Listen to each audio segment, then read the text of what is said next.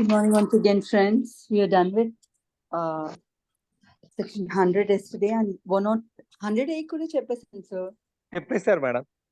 Appeals against orders 106 కూడా అయిపోయింది. దగ్గర ఉన్నారు మ్యామ్. 106 చెప్పాలి ma'am. I'm done with all appeals from 100 to appellate 106 decrees. completed, మొత్తం ma'am. complete చేసేసా. Yes. Completed. Right. So ఇప్పుడు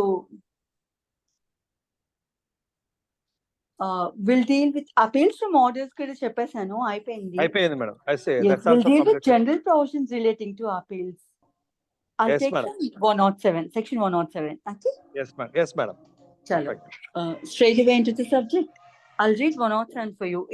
ఈ టాపిక్ ఏం చెబుతుందంటే జనరల్ ప్రొవిజన్. ఇప్పటిదాకా మనం అపీల్స్ చదువుకున్నాం, ఎన్ని రకాల అపీల్స్ ఉంటాయి చదువుకున్నాం, లైక్ ఫస్ట్ అపీల్ అని, సెకండ్ అపీల్ అని, అండ్ అవి appeals relating to decrease and particular గా అపీల్స్ రిలేటింగ్ టు ఆర్డర్స్ కూడా చదువుకున్నాం. ఇప్పుడు అసలు జనరల్ ప్రొవిజన్స్ ఏముంటాయి, అపీల్స్ కి సంబంధించిన ప్రొవిజన్స్ ఏముంటాయి అనేది జనరల్ గా చెబుతుంది అనమాట. సో అందులో ఫస్ట్ అపలేట్ కోర్ట్ ఉండే పవర్స్ ఏంటి అనేది 107 చెప్తుంది. I'll read the section for you. Subject to such conditions and limitations as may be prescribed, an appellate court shall have the following powers. ఏమేం పవర్స్ ఉంటాయంటే to determine a case finally, ఒక case final గా determine చేసే అధికారం appellate court ఉంటుంది. మనం appeal దేనికి వెళ్తామండి, లోయర్ కోర్ట్ ఇచ్చిన డెసిషన్ నుంచి అగ్రీ అయిన వాళ్ళు ఎవరైనా సరే అపలేట్ కోర్ట్కి వెళ్తారు. అండ్ అక్కడి నుంచి ఫర్దర్ అపీల్ లేకుండా ఉండినా, లేదంటే వాళ్ళు అపీల్కి వెళ్ళకపోయినా ఆ డెసిషన్ కన్ఫర్మ్ అయిపోద్ది. తో ఒక కేసు ఫైనల్ గా డిసైడ్ అయిపోతుంది. తో అటువంటి పవర్ అపలేట్ కోర్ట్ కొనింది to decide a case finally అని. 2, టు రిమాండ్ ఏ కేస్. నిన్న రిమాండ్ కోసం చెప్పున్నాను already. What is remand in appeal, appellate cases అని. అపలేట్ కోర్ట్స్ కి రిమాండింగ్ పవర్ ఉంటుంది. దట్ ఈస్ లైక్ కింద court, lower courts or subordinate courts, should not call them lower courts actually. Subordinate courts pass చేసిన decrees ఏమైతే ఉన్నాయో, లేకపోతే orders ఏమైతే ఉన్నాయో, లేదంటే డీల్ చేసిన కేసు ఏమైతే ఉందో అందులో ఏమైనా ఇర్రెగ్యులారిటీస్ ఉన్నదని చెప్పి అపలేట్ కోర్ట్ భావిస్తే, అపీల్కి వచ్చినప్పుడు ఆ కేసుని అపీల్ డీల్ చేస్తుండినప్పుడు మళ్ళీ సేమ్ కోర్ట్ కి కిందకి తిరిగి పంపించేస్తుంది. ఒక పర్టికులర్ ఎవిడెన్స్ ఏదైనా తీసుకొని, కొత్త ఎవిడెన్స్ దొరికింది అనుకోండి పార్టీస్ నుంచి, ఆ ఎవిడెన్స్ కన్సిడర్ చేయమని, లేదా లోయర్ కోర్ట్ ఒక పర్టికులర్ ఎవిడెన్స్ ఏదైనా పార్టీ ఆఫర్ చేస్తుంటే తీసుకోలేదనుకోండి, ఆ ఎవిడెన్స్ మళ్ళీ రికార్డ్ చేసి పంపించమని చెప్పి, ఇటువంటివన్నీ పనులు చేయడానికి తన దగ్గర ఉండిన కేసు ఏమైతే ఉందో మళ్ళీ ఏ కేసు అయితే డిసైడ్ చేసి, ఏ కోర్ట్ అయితే డిసైడ్ చేస్తుందో పర్టికులర్ కేసుని దానికి తిరిగి తిప్పి పంపిస్తుంది అనమాట. మళ్ళీ రీఎగ్జామిన్ చేయమని with certain orders, like to take evidence, to reconsider certain points, what are it may be, depends on the facts and circumstances of that particular appeal అనమాట. అపలేట్ కోర్ట్ లో ఉండిన అపీల్ కి సంబంధించి ఏ అంశం అయినా సరే మళ్ళీ ట్రయల్ కోర్టే కన్సిడర్ చేయాలని చెప్పి అపలేట్ కోర్ట్ భావించినప్పుడు, because it be running with time కదా, అన్ని పనులు అదే చేయడానికి తనకి టైం ఉండదు. సుపీరియర్ కోర్ట్ తో మళ్ళీ ఆ లోయర్ కోర్ట్ కి పంపించేస్తుంది. తో సేమ్ కోర్ట్ కే పంపించాలంటే to be considered same court కే పంపించక్కర్లేదు. వేరే ఇతర సబార్డినేట్ కోర్ట్స్ ఏమున్నాయో దానికి కూడా రిమాండ్ చేయొచ్చు అనమాట. రైట్, అది త్రూ ది కోర్స్ ఆఫ్ మనం ప్రొవిజన్స్ చదువుకునేటప్పుడు మనకి అపీల్స్ లో అక్కడ తటస్థ పడుతుంది. ఆర్డర్ 41లో ఇటువంటివన్నీ వస్తాయండి. అక్కడ ఇంకా చాలా డీటెయిల్ గా చదువుకున్నాం about this remanding of cases. So ప్రస్తుతానికి సింపుల్ ఐడియా కోసం చెప్పాను. తో అపలేట్ కోర్ట్ కి ఏం పవర్ ఉంటుంది, ఒక కేసు రిమాండ్ చేసే పవర్ కూడా ఉంటుంది అపలేట్ కోర్ట్ కి. And thirdly, to frame issues and refer them for trial. నేను చెప్పాను కదా, ఇప్పుడు రిమాండ్ చేయడానికి ఏవో ఒక అంశాలు ఉండాలి కదా. అట్లా ఏం చేయొచ్చు అంటే, ఇప్పుడు ట్రయల్ కోర్ట్ సరిగ్గా ప్రాపర్ గా ట్రయల్ చేయలేదు అనుకోండి, కొన్ని ఇష్యూస్ కన్సిడర్ చేయలేదు అనుకోండి, ఇది మళ్ళీ ఇష్యూస్ ఫ్రేమ్ చేస్తుంది. అపలేట్ కోర్ట్ ఇష్యూస్ ఫ్రేమ్ చేసి మళ్ళీ ట్రయల్ కోర్ట్ ను ఆర్డర్ చేస్తుంది. ఇదిగో ఈ ఇష్యూస్ మీద మీరు ట్రై చేయండి, ఆ కేసు మళ్ళీ ఫ్రెష్ ఫస్ట్ నుంచి ట్రై చేయండి అని చెప్పి సబార్డినేట్ కోర్ట్ ఏమైతే ఉందో దాన్ని ఆర్డర్ చేయొచ్చు అనమాట. సో ఇష్యూస్ ఫ్రేమ్ చేసి refer them for trial to the same court. ఏ కోర్ట్ అయితే ట్రై చేస్తుందో ఆ కోర్టుకే ఆ కేసు తిరిగి తిప్పి పంపించేయచ్చు, లేదంటే ఏదైనా ఫ్రెష్ కోర్ట్ కి కూడా ఆర్డర్ చేయొచ్చు అనమాట. Right, this is about framing of issues and referring them for trial. లేదు ఇంకా ఏం ఆర్డర్ చేయొచ్చు, to take additional evidence are to require such evidence to be taken అని చెప్పాను కదా. స్వయాన ఎవిడెన్స్ అదే తీసుకోవచ్చు. ఇప్పుడు కొత్త ఎవిడెన్స్ ఏదైనా దొరికిందండి అపీల్ లో పార్టీస్ కి, so they appeal to the appellate court, like నేను చాలా ట్రై చేశాను, హానెస్ట్ ఎఫర్ట్స్ పెట్టిన మీదటి కూడా నాకు ఈ ఎవిడెన్స్ లోయర్ కోర్ట్ లోను, సబార్డినేట్ కోర్ట్స్ లోను, అయితే ట్రయల్ కోర్ట్ లో ప్రొసీడింగ్స్ జరిగినప్పుడు నాకు ఎవిడెన్స్ దొరకలేదు, ఇప్పుడే ఫ్రెష్ గా నా చేతికి దొరికింది. ఇది కనుక ఈ అపలేట్ కోర్ట్ ఈ అపీల్ లో కన్సిడర్ చేయకపోతే నేను చాలా నష్టపోతాను. All be put to irreparable loss something like that అట్లా చెప్పి ఆ కోర్ట్ని కనుక కన్విన్స్ చేస్తే అప్పుడు అపిలేట్ కోర్టు ఆ కొత్త ఎవిడెన్స్ అయితే తీసుకుంటుందట. జనరల్ గా అపీల్స్ లోను ఏం చేస్తుందంటే ఆల్రెడీ లోయర్ కోర్ట్ ఇచ్చిన డెసిషన్ ఏమైతే ఉందో దాన్ని రివైజ్ చేయడానికి ట్రై చేస్తుంది అపిలేట్ కోర్ట్. కానీ ఇక్కడ ఇంకా అడిషనల్ పవర్స్ ఏముంటాయంటే కొత్తగా ఎవిడెన్స్ ఏదైనా తీసుకోవాలంటే తీసుకోవచ్చు, మళ్ళీ డినోవా ట్రయల్ కండక్ట్ చేయాలంటే కొత్త ట్రయల్ కూడా కండక్ట్ చేయొచ్చు. సేమ్ మళ్ళీ ట్రయల్ అంటే లోవర్ కోర్ట్ ప్రాపర్ గా కండక్ట్ చేయలేదని భావించినప్పుడు అపిలేట్ కోర్ట్ ట్రయల్ కూడా కండక్ట్ చేయొచ్చు అనమాట. సో ఇటువంటి పవర్స్ అన్ని అపిలేట్ కోర్ట్ ఉంటాయి. సో ఫోర్త్ పవర్ ఏం చెప్తున్నారు, అడిషనల్ గా ఉండిన ఎవిడెన్స్ ఏమైనా ఉంటే ఆ అపిలేట్ కోర్టే రికార్డ్ చేయొచ్చు, లేదంటే తనకి టైం లేదు అని భావించినప్పుడు మళ్ళీ ఆ లోవర్ కోర్ట్స్ కి పంపించేస్తుంది అనమాట. మీరు రికార్డ్ చేసి ఆ రికార్డింగ్స్ అంతటిని ఒక రికార్డ్ కింద తయారు చేసి నాకు తిరిగి పంపించండి మొత్తం ఆ రికార్డ్ అంతా అని చెప్పి ఆ లోవర్ కోర్ట్స్ ని సబార్డినేట్ కోర్ట్నో లేదంటే ట్రయల్ కోర్ట్నో ఆర్డర్ చేస్తుంది అనమాట. సో ఈ అన్ని పవర్స్ అపలేట్ కోర్టుకు ఉంటాయని చెప్పి చెబుతోంది 107. ఇంకా అది కాక సబ్సెక్షన్ 2 ఏం చెబుతోందంటే సబ్జెక్ట్ యాజ్ ఎ ఫోర్సాట్ పైన చెప్పిన విధంగా దానికి అనుగుణంగా the appellate court shall have the same powers and shall perform as nearly as maybe the same duties conferred on imposed by the court and the courts of original jurisdiction. పైన powers కోసం చెప్పింది కదా, ఎక్కడైతే powers ఉంటాయో అక్కడే duties కూడా simultaneous గా ఉంటాయి. కాబట్టి డ్యూటీస్ ఏముంటాయంటే ఈ ఒరిజినల్ డిగ్రీస్ పాస్ చేసిన ఆ ట్రయల్ కోర్టే కానివ్వండి లేకపోతే ఫస్ట్ అపలేట్ కోర్టే కానివ్వండి, దానికి ఏమైతే డ్యూటీస్ ఉంటాయో అన్ని డ్యూటీస్ అపలేట్ కోర్ట్ మీద కూడా ఉంటాయి అని చెబుతోంది. Right. Subject as aforesaid the appellate courts shall have the same powers. Same powers ఉన్నాయి కదా. ఏం పవర్స్ ఉంటాయి, ఒక ఒరిజినల్ కోర్ట్ ఆఫ్ జ్యూరిస్డిక్షన్ కి ఏం పవర్స్ ఉంటాయో అపలేట్ కోర్ట్ కి అన్ని పవర్స్ ఉంటాయి. అంటే it can try the case again, లేకపోతే పార్టీస్ ని పిలిచి ఎవిడెన్స్ తీసుకోవచ్చు, పార్టీస్ ని ఎగ్జామిన్ చేయొచ్చు, ఫ్రెష్ సమ్మన్స్ ఇవ్వచ్చు ఎగ్జామిన్ చేయడానికి. సో ట్రయల్ కోర్ట్ కి ఏ పవర్స్ ఉంటాయో, కోర్ట్ ఆఫ్ ఒరిజినల్ జ్యూరిస్డిక్షన్ కి ఏ పవర్స్ ఉంటాయో అన్ని పవర్స్ అపలేట్ కోర్ట్ కి కూడా ఉంటాయి.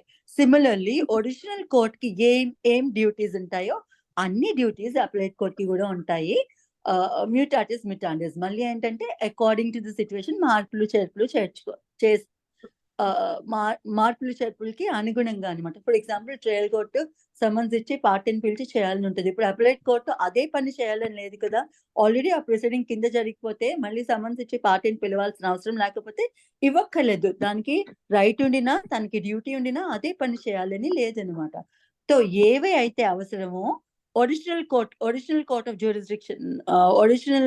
జ్యూరిస్డిక్షన్ ఉండిన కోర్ట్స్ కి ఏం పవర్స్ ఏం డ్యూటీస్ ఉంటాయో సేమ్ అందులో వాటికి అవన్నీ అపలేట్ కోర్ట్ కి కూడా ఉంటాయి. అందులో ఏవైనా అవసరమైతే అవి వాడుకోవచ్చు అని చెబుతుంది అనమాట. So section 1 and 2, right. This is about 107.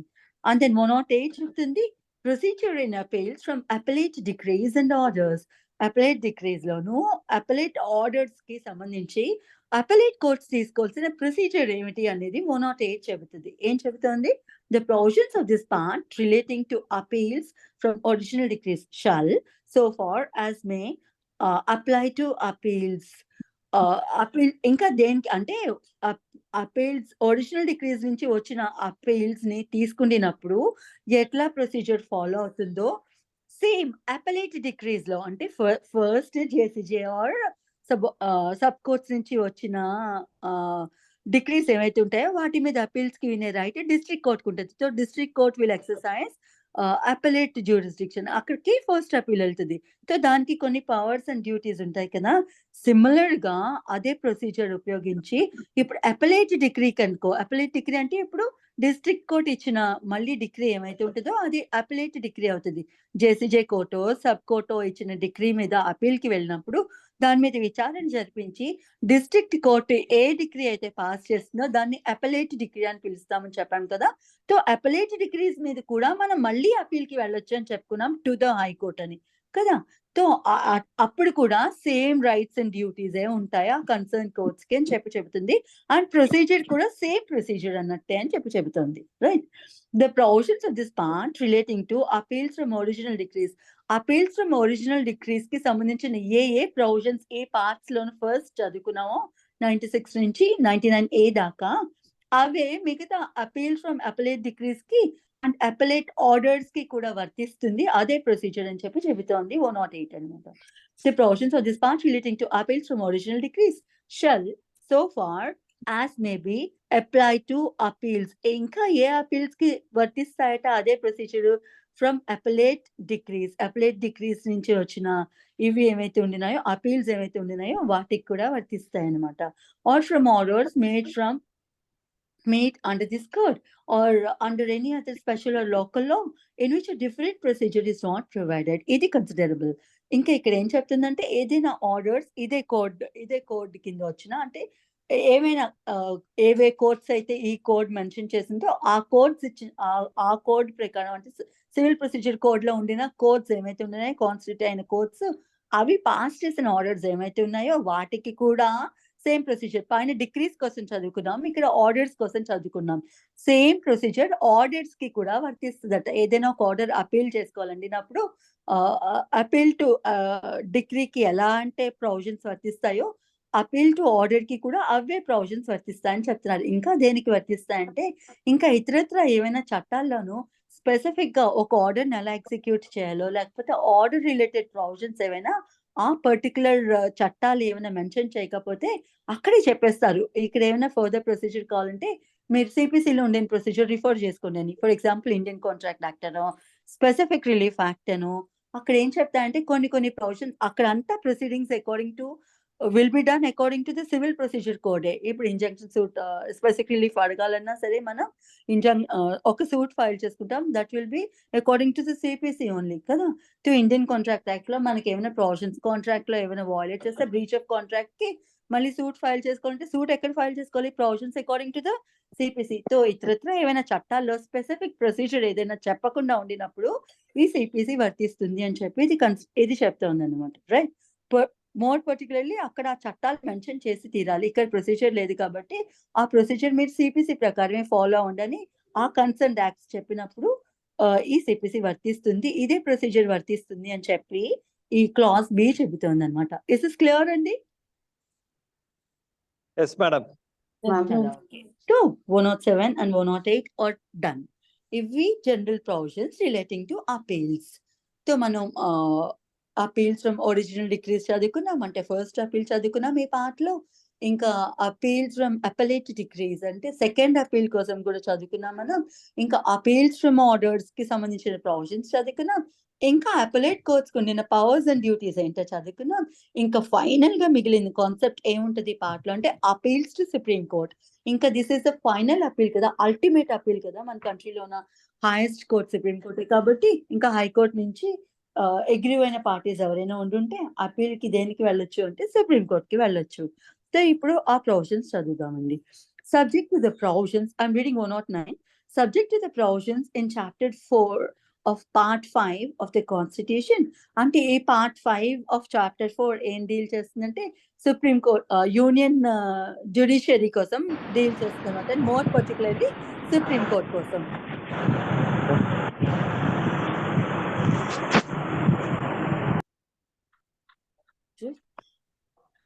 ఆ particular part of Indian constitution supreme court ఎలా కాన్స్టిట్యూట్ అవుతుంది, ఎట్లా రన్ అవుతుంది, దాని ఎస్టాబ్లిష్మెంట్ ఏంటి, ఎంతమంది జడ్జెస్ ఉంటారు, ఎలా అపాయింట్ అవుతారు, ఎలా తీసిస్తాం జడ్జెస్ ని, జడ్జెస్ టెన్యూర్ ఎంత, all aspects relating to the supreme court అవన్నీ ఆ పర్టికులర్ పార్ట్ లో ఉంటాయి. ఆ పర్టికులర్ పార్ట్ లో ఉంటాయి అనమాట. చాప్టర్ 4 ఏమో యూనియన్ కోసం డీల్ చేస్తుంది. అంటే సెంట్రల్ గవర్నమెంట్ ఉండిన డ్యూటీస్ పవర్స్ అవన్నీ ఆ చాప్టర్ 4 డీల్ చేస్తే అందులో భాగంగా ఈ యూనియన్ జ్యుడిషియరీకి సంబంధించిన part 5 పెక్యులర్ గా ఉంటుంది. అది సుప్రీం కోర్ట్ కోసం డీల్ చేస్తుంది. ఇందాక నేను చెప్పినట్టు. సో అందులోనూ ఏమేమైతే మెన్షన్ చేశారో all the powers, duties, constitutions or about judges వీటన్నిటికీ అనుగుణంగా అని చెబుతుంది అనమాట. Subject to the provisions in chapter 4 of part 5 of the constitution and such rules as may be made from time to time అవి supreme court తయారు చేసుకునేది.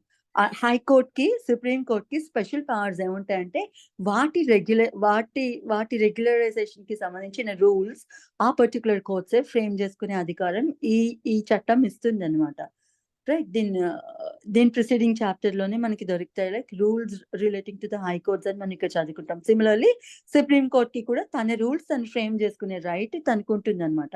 So ఆ rules కి అనుగుణంగా అంటే సుప్రీం కోర్ట్ తనంతటికి తాను ఫ్రేమ్ చేసుకున్న రూల్స్ ఏమైతే ఉన్నాయో ఆ రూల్స్ కి అనుగుణంగా, ప్లస్ ఇండియన్ కాన్స్టిట్యూషన్ లో సుప్రీం కోర్ట్ కి సంబంధించిన ప్రొవిజన్స్ ఏమైతే ఉన్నాయో వాటికి అనుగుణంగా ఏం చెప్తుంది, subject to the provisions of chapter 4 of part 5 of the constitution, such rules as may be made from time to time by Supreme Court regarding appeals కి సంబంధించిన ప్రొవిజన్స్ ఏమైతే ఉన్నాయో అందులో నా పర్టికులర్ ప్రొవిజన్స్ లో ఫ్రమ్ కోర్ట్స్ ఆఫ్ ఇండియా అన్ని courts నుంచి supreme court కి అపీల్ చేసుకునే రైట్ ప్రొవైడ్ చేస్తుంది ఈ పర్టికులర్ సెక్షన్ అన్నమాట. అంటు the provisions herein to contain an appeal shall lie to Supreme Court from any judgment, decree or final order in a civil proceeding of a high court.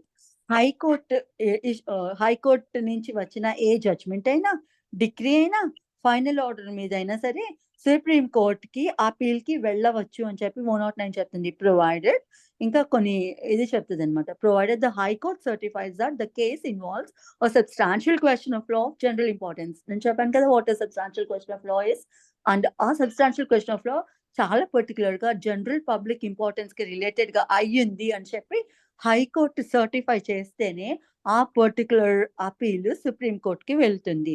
లేదా ఇంకా high court ఏమని certify చేయాలి, that in the opinion of the high court the set question needs to be decided by the supreme court. ఏ అంశం మీద అయితే appeal prefer చేస్తున్నారో ఆ పర్టికులర్ అంశం ఓన్లీ సుప్రీం కోర్ట్ మాత్రమే డీల్ చేయగలదు అని చెప్పి భావించినప్పుడు హైకోర్టు అట్లనే నమ్మి హైకోర్టు పర్మిషన్ ఇచ్చినప్పుడు మాత్రమే ఆ పర్టికులర్ దాని మీద అపీల్ కి సుప్రీం కోర్ట్ కి వెళ్ళవచ్చు అని చెప్పి చెప్తున్నారు. Right, only in these 2 cases we can file an appeal at supreme court అని చెప్పి చెబుతుంది అనమాట. సో అల్టిమేట్ గా ఇక్కడ కన్సిడర్ చేయాల్సిన పాయింట్ ఏమిటంటే ఓన్లీ హైకోర్ట్ సర్టిఫై చేస్తేనే ఆ appeal lies to supreme court అని చెప్పి చెప్తుంది. బట్ ఇట్లనే జరుగుతుందా, ఇంకా వేరే ఆల్టర్నేటివ్ లేదా, హైకోర్ట్ సర్టిఫై చేయకపోతే మనం సుప్రీం కోర్ట్ కి వెళ్ళలేమా అంటే, no, we have other provisions in the Indian constitution. We call them as a special leave petition అనమాట. మనం డైరెక్ట్ గా సుప్రీం కోర్ట్ కి అపీల్ చేసుకోవాలి. వెన్ హైకోర్ట్ డెనీస్ పర్మిషన్, మనం హైకోర్ట్ ని పర్మిషన్ అడుగుతాం. ఫస్ట్ సుప్రీం కోర్ట్ కి అపీల్ కి వెళ్ళాలంటే హైకోర్ట్ డెసిషన్ నుంచి హైకోర్ట్ ని ఫస్ట్ పర్మిషన్ అడగాలి. We wish to prefer and appeal to the supreme court అని, ప్లీజ్ గివ్ అస్ పర్మిషన్ అని చెప్పి. అట్లా లీవ్ అడిగినప్పుడు, లీవ్ ఆర్ పర్మిషన్ అడిగినప్పుడు హైకోర్టు పర్మిట్ చేయకపోతే ఆ వ్యక్తికి ఉండిన ఆల్టర్నేటివ్ రిలీఫ్ ఏమవుతుందంటే ఈ స్పెషల్ లీవ్ పిటిషన్ అనమాట. డైరెక్ట్ గా సుప్రీం కోర్ట్ కి అదే పర్మిషన్ అప్లికేషన్ సుప్రీం కోర్ట్ కి పెట్టుకుంటాం. మాకు ఈ ఇష్యూలో చాలా లాస్ జరుగుతుంది సుప్రీం కోర్ట్ కనుక కన్సిడర్ చేయకపోతే. Please it has to be considered with the supreme court కాబట్టి డూ కన్సిడర్ అని చెప్పి అప్లికేషన్ పెట్టుకుంటాం అనమాట. Please allow us to file a appeal at supreme court అని చెప్పి ఫస్ట్ అప్లికేషన్ పెట్టుకుంటాం. We call it as a special leave petition. So అది permit చేస్తే మాత్రమే సుప్రీం కోర్ట్ అది యాక్సెప్ట్ చేస్తే we can directly file an appeal to the Supreme Court under Article 32 of Indian Constitution అనమాట. Right, this is about appeals to supreme court. ఇంతకు మించి ఇక్కడ ఏం చెప్పదు. దీని రిలేటెడ్ ప్రొవిజన్స్ అన్ని ప్రొసీజరల్ ప్రొవిజన్స్ ఆర్డర్ 45 లో ఉంటాయండి. అక్కడ చదువుకుందాం. బికాస్ ఇది అల్టిమేట్ అపీల్ కదా, మొత్తం అన్ని ప్రొవిజన్స్ చదివేసిన తర్వాతనే మనం సుప్రీం కోర్ట్ అపీల్ కి టచ్ చేయగలుగుతాం. So will deal all the other provisions when we go through order 45, right? So ఇంకేం చెప్తాయి, ఇవి మిగతావన్నీ రిపీల్ అయిపోతాయి అనమాట. 110 రిపీల్డ్, 111 రిపీల్డ్, ఇంకా 11A ఉంటుంది, అది కూడా రిపీల్ చేసేస్తుంది. ఇవన్నీ ఫెడరల్ కోర్ట్స్, అప్పుడు సుప్రీం కోర్ట్ రాకముందు ఫెడరల్ కోర్ట్స్ ఉండిన రూల్స్ అనమాట. సో అవన్నీ రిపీల్ చేసేస్తారు once supreme court came into existence. And then 112 ఏం చెప్తుంది, సేవింగ్స్ కోసం చెప్తుంది. సేవింగ్స్ అంటే ఏమిటి అంటే, కొన్ని ప్రొవిజన్స్ ని ఈ చట్టం తాకదు, భద్రపరుస్తుంది. అంటే అవి ప్రివేల్ అవుతాయి కానీ సిపిసి ప్రివేల్ అవ్వదు అన్నట్టు అనమాట. సేవింగ్స్ అని ఎక్కడ కనిపించినా సరే ఈ చట్టం ఇతరత్ర ఏ ప్రొవిజన్స్ ని తాకదు, వాటిని ఎఫెక్ట్ చేయట్లేదు. ఈ చట్టం ఉండినంత మాత్రాన అవి నశించిపోవు అన్నట్టు అనమాట. సేవింగ్స్ కి అర్థం అట్లా తీసుకోవాలి. a sort of an exception given to the other provisions when compared to this particular act అనమాట. దేనికోసం చదువుకున్నామో దానికోసం. ఎందులో అయితే సేవింగ్స్ అని రాసి ఉంటుందో అది ఎక్సెప్షనల్ గా ఏం చెప్తుందంటే, ఈ particular provisions of this particular act will not affect any other provisions prevailing with regard to that particular law అని చెప్పి చెబుతుంది అనమాట. సో ఇక్కడ సేవింగ్స్ చదివిదాం. ఏం చెప్తుంది, nothing contained in this code shall be deemed to to affect the powers of the Supreme Court under Article 136 or any other provisions of the Indian Constitution. చెప్పాను కదా, దేన్ని ఈ సిపిసి ఎఫెక్ట్ చేయదు అంటే it shall not effect the powers of supreme court under article 136. Article 136 దగ్గర ఉండిన అది article 136 is nothing but special petition కి సంబంధించింది. ఇందాక ఏం చెప్పారు, హైకోర్టు అనుమతిస్తే మాత్రమే, హైకోర్టు సాటిస్ఫై లీవ్ గ్రాంట్ చేస్తే మాత్రమే సుప్రీం కోర్ట్ కి appeal కి వెళ్ళొచ్చు అని చెప్పారు కదా. అందుకని ఇక్కడ సేవింగ్స్ చెప్తుంది అనమాట. అట్లా కాదు, స్పెషల్లీ పిటిషన్ ప్రొవిజన్స్ ఉన్నాయి కదా ఆర్టికల్ 136 ప్రకారం, వాటినైతే కోడ్ ఎఫెక్ట్ చేయదు. అంటే ఇందాక చెప్పిన ప్రొవిజన్ ఎగ్జాక్ట్ గా వర్తించదు అని చెబుతుంది అనమాట. Right, about 136 or any other provisions of constitution. ఇంకా కాన్స్టిట్యూషన్ లో ఏదైనా ఇతర ప్రొవిజన్స్ ఉంటే వాటిని సిపిసి ఎఫెక్ట్ చెయ్యదు అని చెబుతుంది. And then to interfere with any rules made by the Supreme Court or for the timing in force for the presentation of the appeals to that court or the conduct before that court. నేను ఎందుకు చెప్పాను కదా, supreme court కి తన rules తను frame చేసుకునే right ఉండే and frame చేసుకుంటుంది కూడా. సో అటువంటి రూల్స్ ని కూడా ఈ సివిల్ ప్రొసీజర్ కోడ్ ఎఫెక్ట్ చేయదు. అంటే when there is a conflict between civil procedure code and the rules relating to the Supreme Court with context to the powers exercised by the Supreme Court, CPC వర్తించదు, ఆ particular rules వర్తిస్తాయని చెప్పి simple గా తీసుకోవచ్చు అనమాట. అంతనే ఇక్కడ చెప్పేది. రైట్, సో అక్కడ సుప్రీంకోర్టు ఫ్రేమ్ చేసుకున్న రూల్స్ ని కూడా ఇది ఎఫెక్ట్ చేయదు. అపీల్స్ కి సంబంధించి, అపీల్స్ టు సుప్రీంకోర్టు కి సంబంధించిన ప్రొవిజన్స్ ఏమైనా సుప్రీంకోర్టు రూల్స్ లో ఉండుంటే ఆ రూల్స్ ని సిపిసి ఎఫెక్ట్ చేయదు. It's second point. అండ్ అది క్లాస్ బిలో చెప్పింది 112 లో. అండ్ సబ్సెక్షన్ 2 of 112 ఏం చెబుతుందంటే, nothing here in contain applies to any matter of criminal or admiralty or vice admiralty jurisdiction or to appeals to models or decrees of price codes. Price codes అని ఇది వరకు exist అయ్యామండి, ఇప్పుడు కూడా ఎక్కడో ఏ మార్మూల్లో ఉంటాయి, కానీ అంత ప్రాచుర్యం అయితే లేవన్నమాట. ఈ ప్రైస్ కోడ్స్ అంటే ఏమిటి, ఇది వరకు వార్స్ జరిగేవి కదా, ఆ వార్ నుంచి సీజ్ చేసిన బెనిఫిట్స్ ఉంటాయి కదా. ఇప్పుడు ఇండియా వేరే ఇతర కంట్రీతో వార్కి వెళ్ళింది అనుకోండి, ఆ కంట్రీ నుంచి తీసుకొచ్చిన అవన్నీ ఉంటాయి కదా, వాటికి సంబంధించి ఏమైనా సూట్స్ అటువంటివి ఏమైనా ఫైల్ అయ్యి ఉండినాయనుకో, వాటికి సెపరేట్ గా ప్రైస్ కోడ్స్ అని పెట్టేవారనమాట. సో ఆ పర్టికులర్ కోర్ట్సే ఆ ఇష్యూస్ డీల్ చేస్తే కానీ సివిల్ కోర్ట్స్ వరకు ఆ మ్యాటర్స్ రావన్నమాట. సో సివిల్ ప్రొసీజర్ లో ఉండిన ప్రొవిజన్స్ ఏమైతే ఉండినాయో ఆ ప్రైస్ కోడ్స్ కి సంబంధించిన ప్రొవిజన్స్ ఏమీ ఎఫెక్ట్ చేయదు. ఇవన్నీ సేవింగ్స్ అన్నమాట. క్లియర్ కదా? Perfectly, madam. Yes, ma'am. Chalo. So this is about appeals to Supreme Court. We are perfectly done with 7 parts till now. Kada? We'll enter into the 8th part and 8th part of the CPC. While CPC is having 11 parts in total, we have done with 7 parts and we'll be dealing with 8 parts right now. ఇందులో ఏం చెప్తారు అంటే reference, revision, review చెప్తుంది. మనకి చట్టం తలుపు తట్టడానికి ఏ basic provisions ఉంటాయంటే, first మనం సూట్స్ ఫైల్ చేసుకోవచ్చు. సూట్స్ రిలేటెడ్ ప్రొసీడింగ్స్ అని అంటారు కదా, ఆ ప్రొసీడింగ్స్ లో ఏమొస్తాయంటే ఇవన్నీ వచ్చేస్తాయి అనమాట. అపీల్స్ వస్తాయి, రివ్యూ, రివిజన్, రిఫరెన్స్ ఇవన్నీ వచ్చేస్తాయి. లేదంటే కేవియట్ పిటిషన్స్ ఇటువంటివి ఉంటాయి కదా. సూట్స్ కాక మిగతా అంశాలు ఏమిటంటే ఎగ్జిక్యూషన్ ప్రొసీడింగ్స్ అని ఇవన్నీ వచ్చేస్తాయి అందులోకి. సో మనం అవన్నీ చదువుకునొచ్చు. సూట్స్ కోసం చదువుకున్నాం అండ్ అపీల్స్ కోసం చదువుకున్నాం. మనం ఇంకా ఆల్టర్నేటివ్ రెమెడీస్ ఏముంటాయి అపీల్ కాకుండా, ఇంకా ఇతరితర చట్టం ప్రొవైడ్ చేసిన రెమెడీస్ ఏముంటాయంటే ఈ రిఫరెన్స్, రివ్యూ, రివిజన్ అని చెప్పుకోవచ్చు. వాటి కోసం ఇప్పుడు మనం కొంచెం డీటెయిల్ గా చదువుకుందాం. మేడం మార్షల్ కోడ్ చెప్పారు మేడం. మార్షల్ కోడ్స్ అంటే ఇవి ఈ డిఫెన్స్ మెకానిజమ్స్ ఉంటాయి కదండి, ఆర్మీ, నేవీ, ఎయిర్ ఫోర్స్ ఉంటాయి కదా, వాటి స్పెషల్ కోడ్స్ వాటికి ఉంటాయి కదా. సో అవి ఆ ప్రొసీడింగ్స్ కి, ఇప్పుడు ఫర్ ఎగ్జాంపుల్ ఈ ప్రైస్ కోడ్స్ ఇవన్నీ దేని రిలేటెడ్ గా ఉంటాయంటే ఈ నేవీ రిలేటెడ్ గా ఉంటాయి. బికాస్ ఇది వరకు వార్స్ కి వెళ్ళినప్పుడు మోస్ట్లీ షిప్స్ అంటే వాటర్ ట్రాన్స్పోర్ట్ కన్వీనియంట్ గా ఉండేది. అప్పుడు అంత ఎయిర్ ట్రాన్స్పోర్ట్ అంత కన్వీనియంట్ గా ఉండేది కాదు. It was very expensive and it was available only to the military sort of things, like defense sort of things కి మాత్రమే అది ఎక్కువ అవైలబుల్ గా ఉండేది. కానీ జనరల్ ట్రాన్స్పోర్ట్ కి ఆ ఎయిర్వేస్ అంత కన్వీనియంట్ గా ఉండేవి కాదండి. సో అప్పుడు మోస్ట్ ఆఫ్ ద కన్వీనియన్స్ ఏముండేదంటే ఓన్లీ దిస్ వాటర్ ట్రాన్స్పోర్ట్ అనమాట.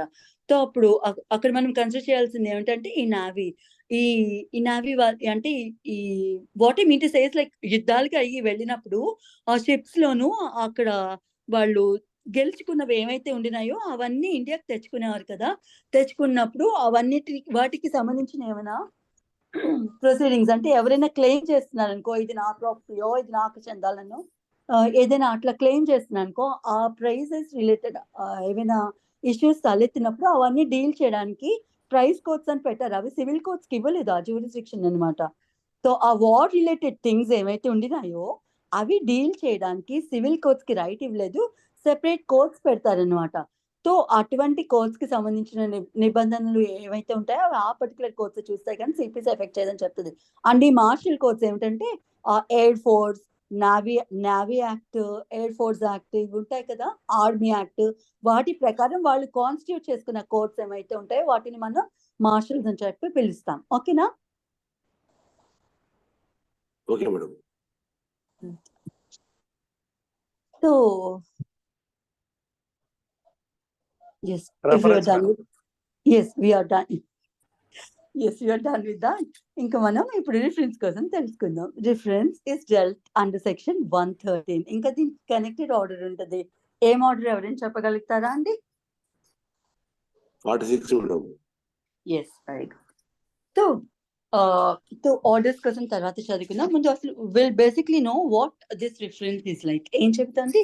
Subject to such conditions and limitations as may be specified, any court may state a case and refer the same for the opinion of the High Court, and the High Court may make such order thereon as it thinks fit. అంటే lower court orders ఏమైతే ఉండినాయో, ఏదైనా lower courts ఏమైతే ఉండినాయో వాటికి ఒక చట్టానికి సంబంధించిన ఏదైనా చట్టం కానీ, కంప్లీట్ చట్టం కానీ, ఏదైనా చట్టంలో ఒక పర్టికులర్ ప్రొవిజన్ కానీ దానికి సంబంధించి ఏదైనా డౌట్ వచ్చిందా, పర్టికులర్ ప్రొవిజన్ ఎగ్జిస్టెన్స్ లో ఉందా లేదా, లేదంటే చట్టం పెట్టిన ఆ పర్టికులర్ ప్రొవిజన్ యొక్క అర్థం అదా కాదా, దాన్ని ఎక్సర్సైజ్ చేయడానికి ఏదైనా ఒక రెగ్యులేటెడ్ ప్రొసీజర్ ఉందా లేదా, ఇటువంటి డౌట్స్ ఏమైనా కోర్ట్స్ కి ఒక case, lower courts, subordinate courts more particularly ఈ subordinate courts are none else than JCJ court, లేదంటే స్మాల్ కాజెస్ కోర్ట్ కావచ్చు, జెసిజే కోర్ట్ కావచ్చు, సబ్ కోర్ట్ కావచ్చు, ఇంక్లూడింగ్ డిస్ట్రిక్ట్ కోర్ట్ కూడా కావచ్చు అనమాట. వీటన్నిటిని మనం సబార్డినేట్ కోర్ట్స్ అని పిలుస్తాం because they subordinate to the high court in a particular state. So ఆ కోర్ట్స్ కి ఏవైనా ఒక చట్టానికి సంబంధించి డౌట్ వచ్చింది అనుకోండి, ఇది ఎగ్జిస్టింగ్ గా కాదా, అసలు ఈ చట్టం అమలులో ఉందా లేదా, దీని అర్థం ఏమిటి, దీని ప్రొసీజర్ ఏమిటి, అసలు దీన్ని ఏ కాంటెక్స్ట్ లో తీసుకోవాలి అనేది ఆ పర్టికులర్ కోర్టుకి అర్థం కాలేదనుకోండి, అప్పుడు ఏం చేస్తుందంటే అది హైకోర్ట్ కి రిఫర్ చేస్తుందంట. ఆ కేసు ఏమైతే ఉందో, తన ముందు కేసు ఏమైతే ఉందో, ఏ కేసులో అలాంటి డౌట్ తలెత్తిందో ఆ కేసు హైకోర్ట్ కి రిఫర్ చేసి హైకోర్ట్ ఒపీనియన్ అడుగుతుందంట. అయ్యే ఈ ప్రొవిజన్ ఉందో లేదో మాకు అర్థం కావట్లేదు, దీన్ని ఎట్లా ఫాలో అవ్వాలి, ఎట్లా ఇంటర్ప్రిట్ చేయాలి అనేది మాకు అర్థం కావట్లేదు, దయించి మీరు క్లారిఫై చేయండి అని చెప్పి సబార్డినేట్ కోర్ట్స్ ఓన్లీ హైకోర్ట్ ని అడిగితే వి కాల్ ఇట్ రిఫరెన్స్ అనమాట. రైట్? అవి దేనికి సంబంధించి అడగొచ్చు అనేది అక్కడ రాసి ఉంటుంది. I'll read the section again for you. Subject to such conditions and limitations as may be prescribed. ఇంకా ఇతర రూల్స్ లో అంటే కనెక్టెడ్ ఆర్డర్స్ లో అనమాట. ఏవైనా కనుక ప్రొవిజన్స్ ఉండుంటే వాటికి అనుగుణంగా ఎనీ కోర్ట్, ఏ కోర్ట్ అయినా సరే, may state a case and refer the same for the opinion of the high court. Any court in the sense any subordinate court to the high court.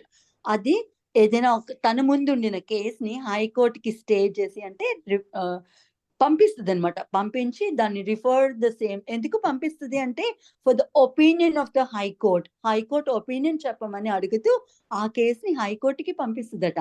And the high court may make such orders thereon. అప్పుడు హైకోర్టుకి ఏది convenient, ఏది feasible, ఏది correct order అనుకుంటే order ఇస్తుందట అని చెబుతోంది. Provided that where a court is satisfied that a case pending before it. అంటే ఏ కేసెస్ మీద ఒక కోర్టు హైకోర్టు ఒపీనియన్ అడగొచ్చు అనేది కింద చెప్పారు ప్రొవిజన్ లో. Provided that where a court is satisfied that a case pending before it involves a question as to the validity of any act, validity ప్రాచు అంటే ఎగ్జిస్టెన్స్ లో ఉందా లేదా, ఆ చెల్లుబాటు అవుతుందా లేదా, ఏంటేంటది, ఒక యాక్ట్ కానీ, ఒక ఆర్డినెన్స్ కానీ, ఒక రెగ్యులేషన్ కానీ. చట్టం మనం ఈ 3 విధాలుగా తయారు చేయొచ్చండి. మనం ఓన్లీ ఒక యాక్ట్ ద్వారానే చట్టం తయారు చేయము. ఇంకా యాక్ట్ అంటే చట్టాలు ఇంకా చాలా విధంగా చాలా ఫార్మ్స్ లో తయారు చేయొచ్చు. ఏం ఫార్మ్స్ అంటే ఆర్డినెన్స్, రెగ్యులేషన్స్, రూల్స్, ఇవన్నీ చట్టాల్లోకి వస్తాయి కదా. తో ఏదైనా ఒక యాక్ట్ కి సంబంధించి కానీ, ఆర్డినెన్స్ కి సంబంధించి కానీ, రెగ్యులేషన్ కి సంబంధించి కానీ, లేదంటే మొత్తం యాక్ట్ కానీ, మొత్తం ఆర్డినెన్స్ కానీ, మొత్తం రెగ్యులేషన్ కానీ, లేదా అందులో ఉండిన ఏదైనా ఒక పర్టికులర్ ప్రొవిజన్స్ కానీ, అందులో చాలా ప్రొవిజన్స్ ఉంటాయి కదా చట్టాల్లో. ఐపీసీ ఉందనుకో, 511 సెక్షన్స్ ఉన్నాయి. అందులో దేనికి సంబంధించి అయినా సరే, ఫర్ ఎగ్జాంపుల్ చెప్తున్నానండి, మొత్తం ఐపీసీకి సంబంధించి అయినా డౌట్ రావచ్చు దానికి. ఐపీసీ ఎగ్జిస్టింగ్ లో ఉంది. This is stupid example, but still అర్థం అవడానికి చెప్తున్నాను. ఒక యాక్ట్ ఎగ్జిస్టెన్స్ లో ఉందా లేదా, అమలులో ఉందా లేదా అని, లేదంటే యాక్ట్ లో ఏదైనా ప్రొవిజన్ కి సంబంధించిన తనకి ఏదైనా డౌట్ ఉండుంటే, దాని వ్యాలిడిటీకి సంబంధించి డౌట్ ఏదైనా ఆ లోయర్ కోర్ట్స్ కి ఉండుంటే అటువంటిదన్నమాట. Provided that where a court is satisfied that a court is satisfied, subordinate court, any subordinate court is satisfied that a case pending before it, dani mundu pending undina case lonu, it involves a question as to the validity of any act, ordinance or regulation. I'll tell you what are the differences between these three at a later point of time. Okay, so ప్రస్తుతానికి ఏం చెబుతుందంటే, ముందు అసలు provision ఏమిటి అనేది చదువుకుందాం. ఒక act కి సంబంధించి కానీ, ఆర్డినెన్స్ కి సంబంధించి కానీ, రెగ్యులేషన్ కి సంబంధించి కానీ, లేదంటే అందులో ఉండిన ఏ ప్రొవిజన్ అయినా, or of any provision contained in act, ordinance or regulation, the determination of which, అటువంటి క్వశ్చన్ ఎవరు డిటర్మిన్ చేయాలంట, of which is necessary for the disposal of the case. ఆ క్వశ్చన్ ఫస్ట్ డిసైడ్ అయితే తప్పితే కేసు కంప్లీట్ గా decide చేయడం కుదరని పక్షంలో, ముందు ఆ క్వశ్చన్ సాల్వ్ అయితే గానీ కేసుని కంప్లీట్ గా డిస్పోజ్ ఆఫ్ చేయడం కుదరని తరుణం ఉండినప్పుడు ఆ పర్టికులర్ లోయర్ కోర్ట్స్ ఏం చేస్తాయంటే దాన్ని తీసుకొని వెళ్ళి హైకోర్టుకి రిఫర్ చేస్తాయని చెబుతోంది అనమాట.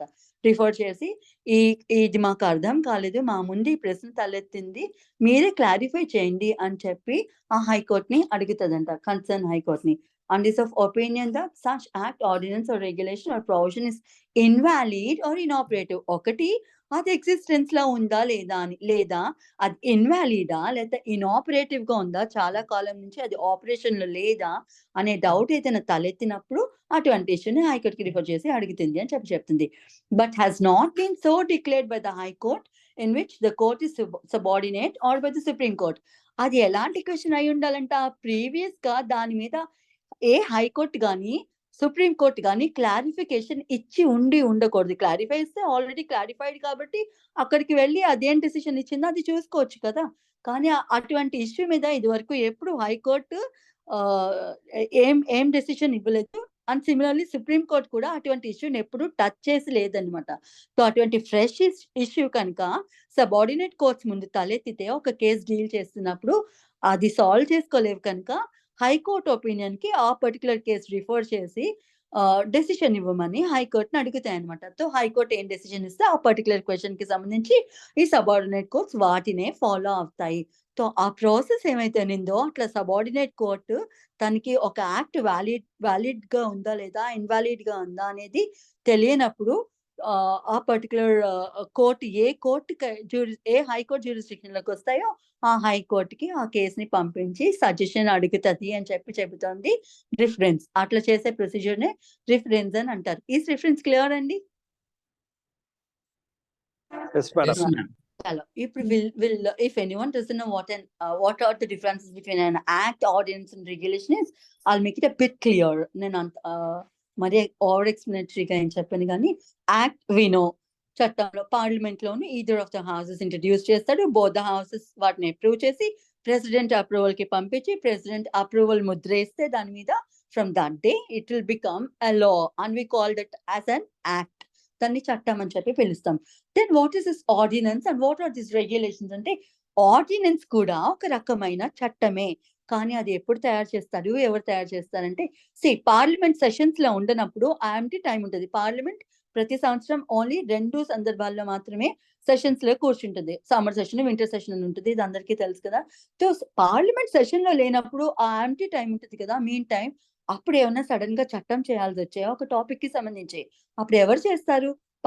మామూలుగా అయితే యాక్చువల్ గా చట్టం ఎవరు తయారు చేయాలంటే పార్లమెంటే తయారు చేయాలి కదా. దానికి ఒక డ్యూ ప్రాసెస్ ఉంది, చెప్పాను కదా. ఏదో ఒక హౌస్ ఇంట్రడ్యూస్ చేస్తుంది ఆ పర్టికులర్ ఫ్రేమ్ వర్క్ ని, దాన్ని either of the houses accept చేసి ప్రెసిడెంట్ కి పంపిస్తే ప్రెసిడెంట్ ఆమోదం ఇస్తే చట్టం అవుతుంది. సో చట్టం అవ్వడానికి ఒక పర్టికులర్ ప్రొసీజర్ ఉంది, అది చేయాల్సింది పార్లమెంట్. కానీ పార్లమెంట్ సెషన్ లో లేదు కానీ చట్టం చేయాల్సి ఉండే ఆ పర్టికులర్ పరిస్థితికి. అప్పుడు ఏమిటి అంటే Indian constitution great pass president కి అండ్ స్టేట్ కి సంబంధించి గవర్నర్ కి ఇస్తుంది అనమాట. ఏదైనా ఒక పర్టికులర్ సిచ్యుయేషన్ కి సంబంధించి పార్లమెంట్ సెషన్స్ లో లేనప్పుడు ఒక చట్టం తయారు చేయాల్సి వచ్చినప్పుడు దే క్యాన్ మేక్ ఇట్ అని చెప్పి చెబుతుంది అనమాట. తో president at the central level, at the whole national level and the governor at the state level, state కి సంబంధించి అయితే చట్టాన్ని తయారు చేయొచ్చు అనమాట. తో ఆమోదం ఇవ్వచ్చు ఆ పర్టికులర్ చట్టానికి. ఒక చట్టం తయారు చేయొచ్చు. తో అటువంటి చట్టాన్ని మనం ఆర్డినెన్స్ అని చెప్పి పిలుస్తాం అనమాట. రైట్. సో ఈ ఆర్డినెన్స్ ఎంత కాలం వ్యాలిడిటీలో ఉంటుందంటే జనరల్ గా ఆర్డినెన్స్ 6 months 6 months వరకు వ్యాలిడిటీలో ఉంటుంది. Why the 6 months is very obviously it will be very clear because parliament will be in session కదా. ఈ 6 months ఎండ్ అయ్యేలోగా మళ్ళీ పార్లమెంట్ సెషన్ లోకి వచ్చేస్తుంది కదా. ఏదో వింటర్ సెషన్ అవ్వదు, ది సమ్మర్ సెషన్ వచ్చేస్తుంది కాబట్టి తో దీని వ్యాలిడిటీ ఎంతవరకు ఇస్తారంటే 6 months దాకానే ఇస్తారు ఈ ఆర్డినెన్స్ యొక్క వ్యాలిడిటీ. మళ్ళీ దీని ఫేట్ ఏంటి, ఒకసారి పార్లమెంట్ వచ్చేసరికి చట్టం ఏమవుతుంది అంటే ఈ చట్టాన్ని తీసుకుని వెళ్ళి మళ్ళీ పార్లమెంట్ లో పెడతారు. రైట్. అప్పుడు బోత్ ద హౌసెస్ మళ్ళీ ఈ చట్టం ఉండాల్సిందే, ఇంకా కంటిన్యూ అవ్వాల్సిందే ఇది అని చెప్పి పార్లమెంట్ భావించినప్పుడు ఇది బోత్ ద హౌసెస్ యాక్సెప్ట్ చేసి మళ్ళీ ప్రెసిడెంట్ అసెంబ్లీకి పంపిస్తే సేమ్ ప్రాసెస్. ప్రెసిడెంట్ ఆమోదిస్తే అది పర్మనెంట్ చట్టం అయిపోతుంది. లేదు పార్లమెంట్ సెషన్ లోకి వచ్చిన తర్వాత ఈ ఆర్డినెన్స్ అక్కర్లేదు ఉండక్కర్లేదు అని చెప్పి పార్లమెంట్ కనుక భావిస్తే బోత్ ద హౌసెస్ కలిపి కూర్చొని ఆలోచించుకొని ఇది ఇంకా అవసరం లేదు, దీని పని లేదు అని చెప్పి, లేదంటే ఇది ఇటువంటి చట్టం అక్కర్లేదు అని చెప్పి పార్లమెంట్ భావించినప్పుడు అది ఎంతవరకు ఎగ్జిస్టెన్స్ లో ఉంటుందంటే ఓన్లీ 6 weeks. పార్లమెంట్ సెషన్ లోకి వచ్చిన తర్వాత ఆర్డినెన్స్ ఓన్లీ 6 weeks అమలులో ఉంటుంది. So this is about ordinance. And what is this regulation అంటే రెగ్యులేషన్ తెలియాలి అంటే మనం మళ్ళీ బ్యాక్ అడ్మినిస్ట్రేటివ్ లాకి వెళ్ళిపోవాలి. మనం కాలేజ్ డేస్లో చదువుకున్నట్టు అడ్మినిస్ట్రేటివ్ లాలో మనం డెలిగేటెడ్ లెజిస్లేషన్ అని చెప్పి ఒకటి చదువుకుంటాం. సో సెంట్రల్ గవర్నమెంటే or the concern state government తీసుకోండి, అవే అన్నిటికీ సంబంధించి ప్రొవిజన్స్ చట్టాలు అవే తయారు చేయలేదు కాబట్టి అవి ఏం చేస్తాయంటే అంత రూలింగ్ అదే చేయలేదు కాబట్టి అవి సాగ్రిగేట్ చేసి వింగ్స్ ఆఫ్ ద గవర్నమెంట్ కింద సాగ్రిగేట్ చేసి వాటికి కొన్ని పవర్స్ ఇచ్చేస్తాయి. మీకు సంబంధించిన లెజిస్లేషన్స్ ఏమైతే ఉంటాయో కొన్ని rules and regulations me government me particular wing work చేయడానికి మీరు ఏ చట్టాలు అయితే తయారు చేసుకోవచ్చో అవసరమో వాటి వరకు మీరు ఫ్రేమ్ చేసుకోండి అని చెప్పి వాటికి వదిలేస్తుంది. విత్ రిగార్డ్ టు జ్యుడిషియరీ, నేను ఎగ్జిక్యూటివ్ అండ్ లెజిస్లేచర్ థింగ్ నేను వదలను, sorry, with regard to legislature ఈ జ్యుడిషియల్ పవర్స్ ఎట్లానే ఈ వింగ్స్ ఉండవు కాబట్టి most of the times except in exceptional circumstances. తో ఏం చెప్తున్నాను ఇక్కడ, అటువంటి వింగ్స్ కి కొన్ని పవర్స్ ఇచ్చేస్తా కన్సర్న్ గవర్నమెంట్స్ మీకు సంబంధించిన చట్టాలు మీరు తయారు చేసుకోండి ఫర్ ద టైమింగ్ అని చెప్పి మెయిన్ ఫ్రేమ్ వర్క్ ఏమైతే ఉంటుందో, ఫర్ ఎగ్జాంపుల్ ఎన్విరాన్మెంట్ కి సంబంధించి ఉందనుకో, ఎన్విరాన్మెంట్ కి సంబంధించి దానికి సంబంధించి ఒక బేసిక్ చట్టం అయితే తయారు చేస్తుంది, వైల్డ్ లైఫ్ ప్రొటెక్షన్ యాక్ట్ ఇట్లా ఏదో ఒక సెంట్రల్ లా తయారు చేస్తుంది. దాన్ని మీరు అమలు పరచుకోవడానికి మీకు అనుగుణంగా అప్లై చేసుకోవడానికి ఏమైనా మార్పులు చేర్పులు చేసుకోవాలన్నా లేదంటే అడిషనల్ రూల్స్ ఏమైనా మీ స్టేట్ లో ఉండిన కండిషన్స్ ప్రకారం ఏదైనా అడిషనల్ రూల్స్ చేసుకోవాలనుకుంటే ఎస్ చేసుకోండి అని చెప్పి అనుమతిస్తుంది అనమాట. తో అట్లా ఆ పర్టికులర్ లోకల్ వింగ్స్ ఏమైతే ఉంటున్నాయో అవి ఫ్రేమ్ చేసుకున్న లాస్ ఏమైతే ఉన్నాయో వి కాల్ దెమ్ రెగ్యులేషన్స్. ఇవి మనకి ఎక్కడెక్కడ తటస్థపడతాయి అంటే ఎక్కడైనా సరే ఉండొచ్చు. విత్ రిగార్డ్ టు అది ఆర్బీఐ కావచ్చు, లేదంటే మున్సిపల్ కార్పొరేషన్స్ కి సంబంధించి కావచ్చు, పంచాయత్స్ కి సంబంధించి కావచ్చు, ఎన్విరాన్మెంటల్ లాస్ కి సంబంధించి కావచ్చు, ట్యాక్సెస్ కి సంబంధించి కావచ్చు. సో ఆ పర్టికులర్ వింగ్స్ కి కొన్ని పవర్స్ ఇచ్చేస్తాయి అనమాట. మీకు అనుగుణంగా మీ రూల్స్ మీరు మీ ఫ్రేమ్ వర్క్ కి అనుగుణంగా మీ రూల్స్ మీరు తయారు చేసుకోండి అని చెప్పి సెంట్రల్ గవర్నమెంట్ కొన్ని పవర్స్ అలొకేట్ చేస్తుంది ఈ వింగ్స్ కి, సెంట్రల్ గవర్నమెంట్ అది స్టేట్ గవర్నమెంట్. సో వాళ్ళు తయారు చేసుకున్న ఏమైతే ఉన్నాయో అడిషనల్ గా we call them as regulations. Okay, ఇవి మోస్ట్ రెగ్యులేషన్స్ ఎట్లా ఉంటాయంటే అడ్వైజరీ కింద ఉంటాయి అనమాట. ఫర్ ఎగ్జాంపుల్ ఎన్విరాన్మెంట్ ని పాడు చేయొద్దు, చెట్లు కొట్టొద్దు, ఇటువంటివి ఉంటాయి కదా, ఎక్కువ పొల్యూట్ చేయొద్దు, ఆ పొగ గాలిలో వదలొద్దు, ఇటువంటివన్నీ ఉంటాయి కదా, like safety regulations, safety rules ఇవన్నీ. సో అవన్నీ మనం రెగ్యులేషన్స్ కింద తీసుకుంటాం మెయిన్ చట్టానికి అనుగుణంగా. ఇంకా సబ్సిడరీ రూల్స్ ఏమైనా ఫ్రేమ్ చేసుకోవాలి ఆ పర్టికులర్ వింగ్స్ అనుకుంటే అవి తయారు చేసుకోవచ్చు. We call them as regulations అనమాట. అండ్ ఇవి అడ్వైజరీ ఆర్ సేఫ్టీ మెషర్స్ కి సంబంధించి ఉంటాయి అనమాట ఈ రెగ్యులేషన్స్ అనేవి. Did I make this clear అండి what an act, regulation and ordinance is? Yes, Is ma'am. this clear to everyone? Yes, madam. Yes, Chalo, madam. very good. So ఇటువంటి వాటికి ఈ యాక్ట్ కి సంబంధించి ఏదైనా యాక్ట్ కి సంబంధించి కానీ, ఆర్డినెన్స్ కి సంబంధించి కానీ, రెగ్యులేషన్ కి సంబంధించి కానీ అది అమలులో ఉందా లేదా, అది వ్యాలిడ్ గా ఉందా లేదా అనే డౌట్ కనుక, లేదంటే దాని ఇంటర్ప్రిటేషన్ కి సంబంధించి ఏదైనా ఒక ప్రొవిజన్ ఉంది, దాన్ని ఎట్లా ఇంటర్ప్రిట్ చేయాలి, దాని అర్థం ఏమిటి, ఆ పర్టికులర్ సబార్డినేట్ కోర్ట్ కి అర్థం కానప్పుడు ఆ కేసు అంతా తీసుకొని వెళ్ళి హైకోర్టుకి అప్పు చెప్పి, అయ్యా మీరే దీన్ని సాల్వ్ చేయండి, నా ముందుండిన ప్రశ్న ఇది, నాకు ఇది అర్థం కావట్లేదు వాట్ ఇట్ ఈస్ అనేది, or whether that particular act is existing or not అనేది నాకు తెలియడం లేదు, మీరు డిసైడ్ చేసి చెప్పండి అని హైకోర్టుని అడిగితే, ఆ ప్రొసీజర్ ని మనం we call it as reference. ఇక్కడ మనం కన్సిడర్ చేయాల్సింది రిఫరెన్స్ లో పార్టీస్ కి ఎలాంటి హ్యాండ్ ఉండదు. It is intermediary proceedings between the courts కి రిఫర్ చేసుకునేదే కానీ పార్టీస్ కి ఏం హ్యాండ్ ఉండదు రిఫరెన్స్ లో. This has to be kept in mind, right? ఇంకా ఎక్స్ప్లెనేషన్ లో ఏం చెబుతుంది, in this section regulation means any regulation of Bengal, Bombay, so called Mumbai, Bengal, Bombay or Madras code or regulation as defined in the General Clauses Act. Regulation అనే పదానికి అర్థం ఎక్కడ తీసుకుంటారంటే ఈ courts లో ఉంటది కదా, దాని ప్రకారం అని చెబుతుంది. ఇది వరకు ఈ యాక్ట్స్ ఉండేవి కదా, మన గవర్నమెంట్ ఫామ్ అవ్వకముందు, మనకి ఇండిపెండెన్స్ రాకముందు ఈ యాక్ట్స్ ఉండేవి. Bengal act, Bombay act, Madras act, ఇటువంటి యాక్ట్స్ ఉండేవి ఆ పర్టికులర్ రీజియన్స్ కి సంబంధించి.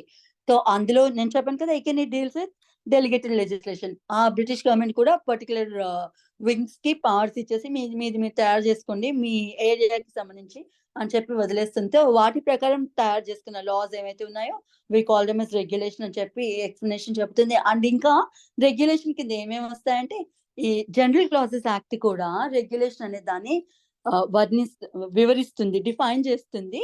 సో ఆ డెఫినేషన్ కూడా కన్సిడర్ చేయండి. రెగ్యులేషన్ అంటే అదే మీనింగ్ అని చెప్తుంది. మళ్ళీ what is this general classes act అంటే, జనరల్ క్లాసెస్ యాక్ట్ లో కొన్ని పదాలకి నిర్వచనం ఇస్తుంది అనమాట. కొన్ని చట్టాలు చెప్పని, టచ్ చేయని, నిర్వచించని పదాలు ఏమైతే ఉండినాయో వాటిని ఆ జనరల్ క్లాసెస్ యాక్ట్ నిర్వచిస్తుంది అనమాట.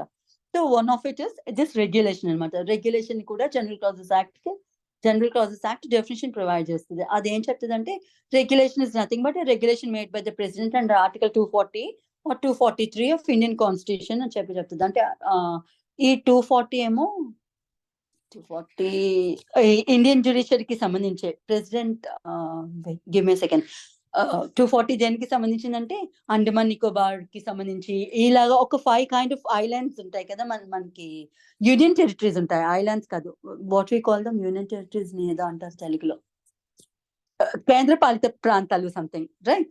సో అందులోనూ we have 7 union territories, out of them 5 union territories కి సంబంధించి కొన్ని రూల్స్ అండ్ రెగ్యులేషన్ తయారు చేసే అధికారం ఎక్స్క్లూసివ్ గా ప్రెసిడెంట్ కి ఇస్తుంది Indian constitution via article 240.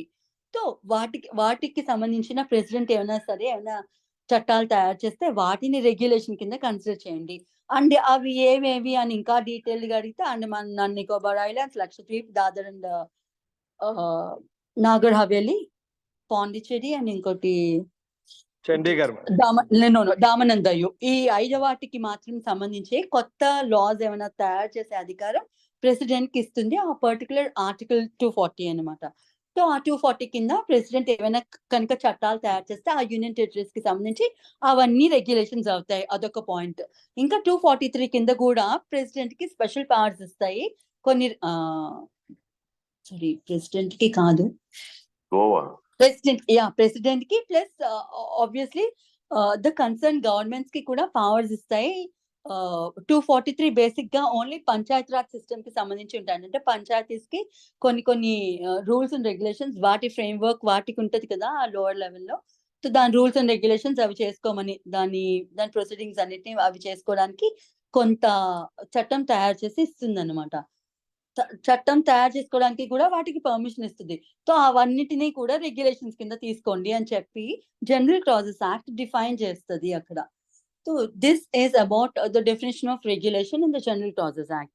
So regulation అంటే ఈ అర్థం తీసుకోండి, ఒకటి ఈ మద్రాస్, ముంబై, కాల్కటా కోర్ట్స్ కింద ఉండిన చట్టాలు ఏమైతే ఉండినాయో వాటిని రెగ్యులేషన్ కింద తీసుకోండి.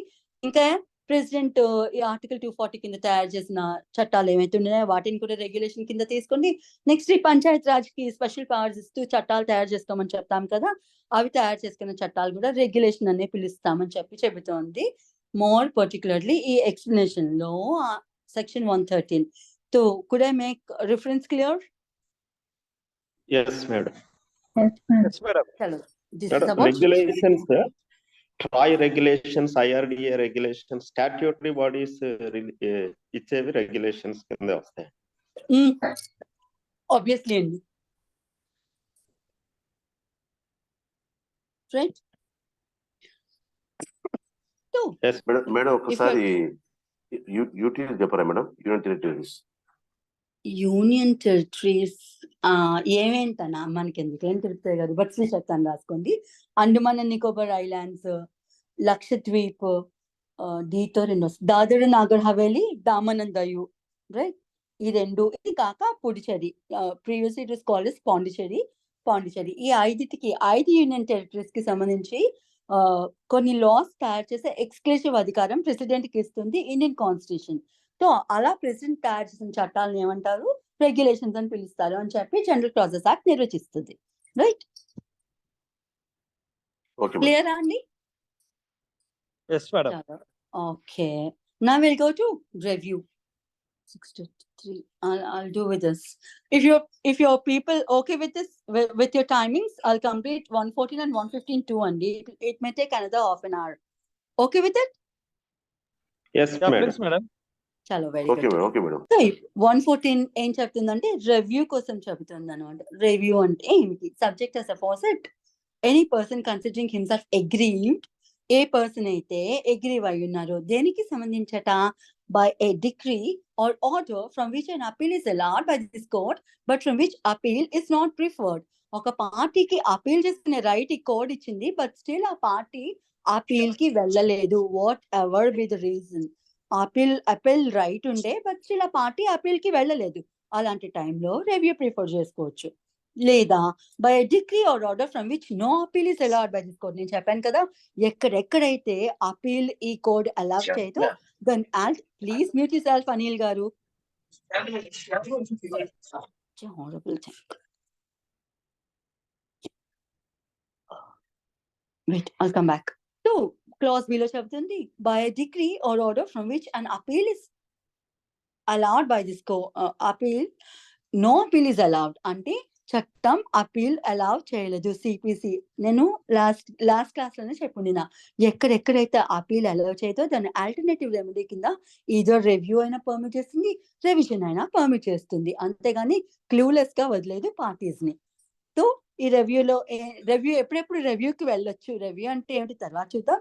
రివ్యూకి ఎప్పుడెప్పుడు వెళ్ళొచ్చు అనేది మాత్రమే 114 చెప్తుంది. ఎప్పుడెప్పుడు వెళ్ళొచ్చట, పార్టీకి అపీల్ రైట్ ఉంది, బట్ ఆ పార్టీ ఎక్సర్సైజ్ చేసుకోలేదు, అపీల్ కి వెళ్ళలేదు. అలాంటి టైంలో ఆ పార్టీ రివ్యూ ప్రిఫర్ చేయొచ్చు. లేదా అపీల్ అసలు అలవే చేయలేదు ఈ కోర్ట్, ఆ పర్టికులర్ డిగ్రీ మీద కానీ ఆర్డర్ మీద కానీ అపీల్ లేదు అని చెప్పింది. For example we can take appeal from appellate degrees నుంచి ఇంకా ఫర్దర్ అపీల్ ఉండదు కొన్ని సెకండ్ స్టాన్సెస్ లోని. లేదా సింగిల్ జడ్జ్ బెంచ్ నుంచి మళ్ళీ డివిజన్ బెంచ్ కి అపీల్ ఉండదని. సో అలాంటి తరుణంలో మనం రివ్యూ ప్రిఫర్ చేయొచ్చు అనమాట. అది రెండో కేసు. ఇంకా మూడో కేసు చెప్తోంది, by a decision on a reference from the court small causes court ఇచ్చిన డెసిషన్ ఏమైతే ఉంటుందో వాటి మీద అపీల్స్ ఉండవండి. సర్టన్ గా చాలా, అంటే as a general rule appeals ఉండనప్పుడు అప్పుడు కూడా రివ్యూ పర్మిట్ చేస్తుంది అనమాట. స్మాల్ కాజెస్ కోర్ట్ ఇచ్చిన డెసిషన్ మీద కూడా రివ్యూ పర్మిట్ చేస్తుంది, రైట్. అంటే స్మాల్ కాజెస్ కోర్టు ఆ పర్టికులర్ కోర్ట్ కింద రిఫరెన్స్ చెప్పాను కదా, అట్లా రిఫరెన్స్ బేసిస్ మీద అనమాట. సుపీరియర్ కోర్ట్ కి నాకు ఈ పర్టికులర్ కోర్ట్ మీద ఏమైనా ఈ పర్టికులర్ అంశం మీద నాకు డౌట్ ఉంది అని చెప్పి small causes court review form లో కూడా ఫైల్ చేసుకోవచ్చు అనమాట, రైట్. ఈ మూడు తరుణాల్లో రివ్యూ ఫైల్ చేసుకోవచ్చు అని చెబుతోంది అనమాట. And then what this review is అంటే రివ్యూ, మళ్ళీ తిరిగి తిప్పి మీరు ఇచ్చిన దాన్ని మళ్ళీ మీరు ఒకసారి సరి చూడండి అని చెప్పి మనం అడిగితే దాన్ని review is the etymological meaning of the term. ఆ రివ్యూ ఎవరికి ఉంటుంది ఆబ్వియస్లీ అంటే ఎవరిని సరి చూసుకోమంటాం, ఏ కోర్ట్ అయితే డెసిషన్ ఇచ్చిందో ఆ కోర్ట్నే ఒకసారి మళ్ళీ మీరు ఇచ్చిన డెసిషన్ ని వెనక్కి తిరిగి చూడరా, ఇందులో ఈ ఫాల్ట్స్ ఉండినాయి వీటిని కన్సిడర్ చేయరా అని చెప్పి అడుగుతూ మనం కోర్ట్ కి పెట్టుకునే అప్లికేషన్ ఏమైతే ఉందో దాన్ని మనం రివ్యూ అని చెప్పి పిలుస్తాం.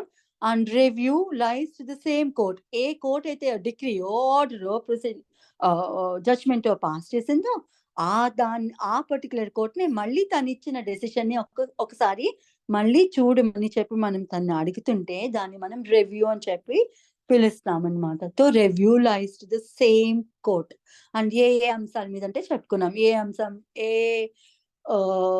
ఏ మ్యాటర్ లో అయితే ఒక పార్టీకి అపీల్ రైట్ ఉండి అపీల్ ప్రిఫర్ చేయలేదో, లేదా అపీల్ రైట్ కోడ్ ఇవ్వలేదో, లేదంటే స్మాల్ కాసెస్ కోర్ట్ నుంచి అపీల్స్ లేని కేసెస్ ఏమైతే ఉంటాయో అప్పుడు అక్కడ అపీల్ ఉంటుంది కాబట్టి ఆబ్వియస్లీ ఏమిస్తారు? ఆల్టర్నేటివ్ రెమెడీ రివ్యూ ఇస్తారు కదా. So small causes court decision నుంచి కూడా రివ్యూకి వెళ్ళవచ్చు అని చెప్పి 114 చెబుతోంది. May apply to the court for the review of the judgment to the court which pass the decree or made the order. Degree కానీ ఆర్డర్ కానీ ఏ కోర్ట్ అయితే ఇచ్చిందో ఆ కోర్టుకే మనం ఈ 3 వాటిల్లో దేని నిమిత్తమైనా సరే అప్లికేషన్ పెట్టుకుంటే we call it a review అని చెప్పి చెబుతుంది అనమాట. I'll read the whole section again for you.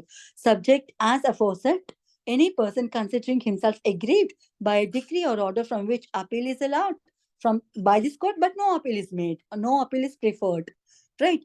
Secondly, by a decree or order from which no appeal is allowed by this court, appeal allowed chaledi court.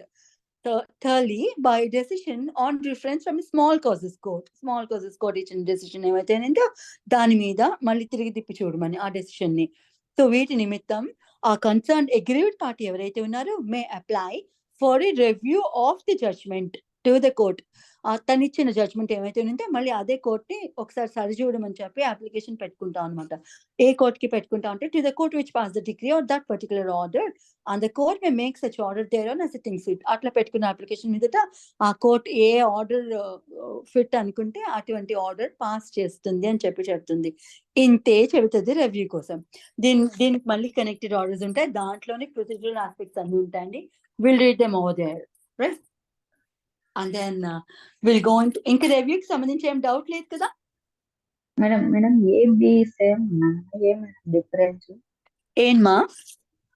అంటే 114.A and point B same ఇచ్చారు కదా, ఏం same కాదు మా. అందుకే మనం చాలా జాగ్రత్తగా చదువుకోవాలి. ప్రొవిజన్స్ చదివినప్పుడు ఒకే పాయింట్ 2 సార్లు ఎందుకు రాస్తారండి?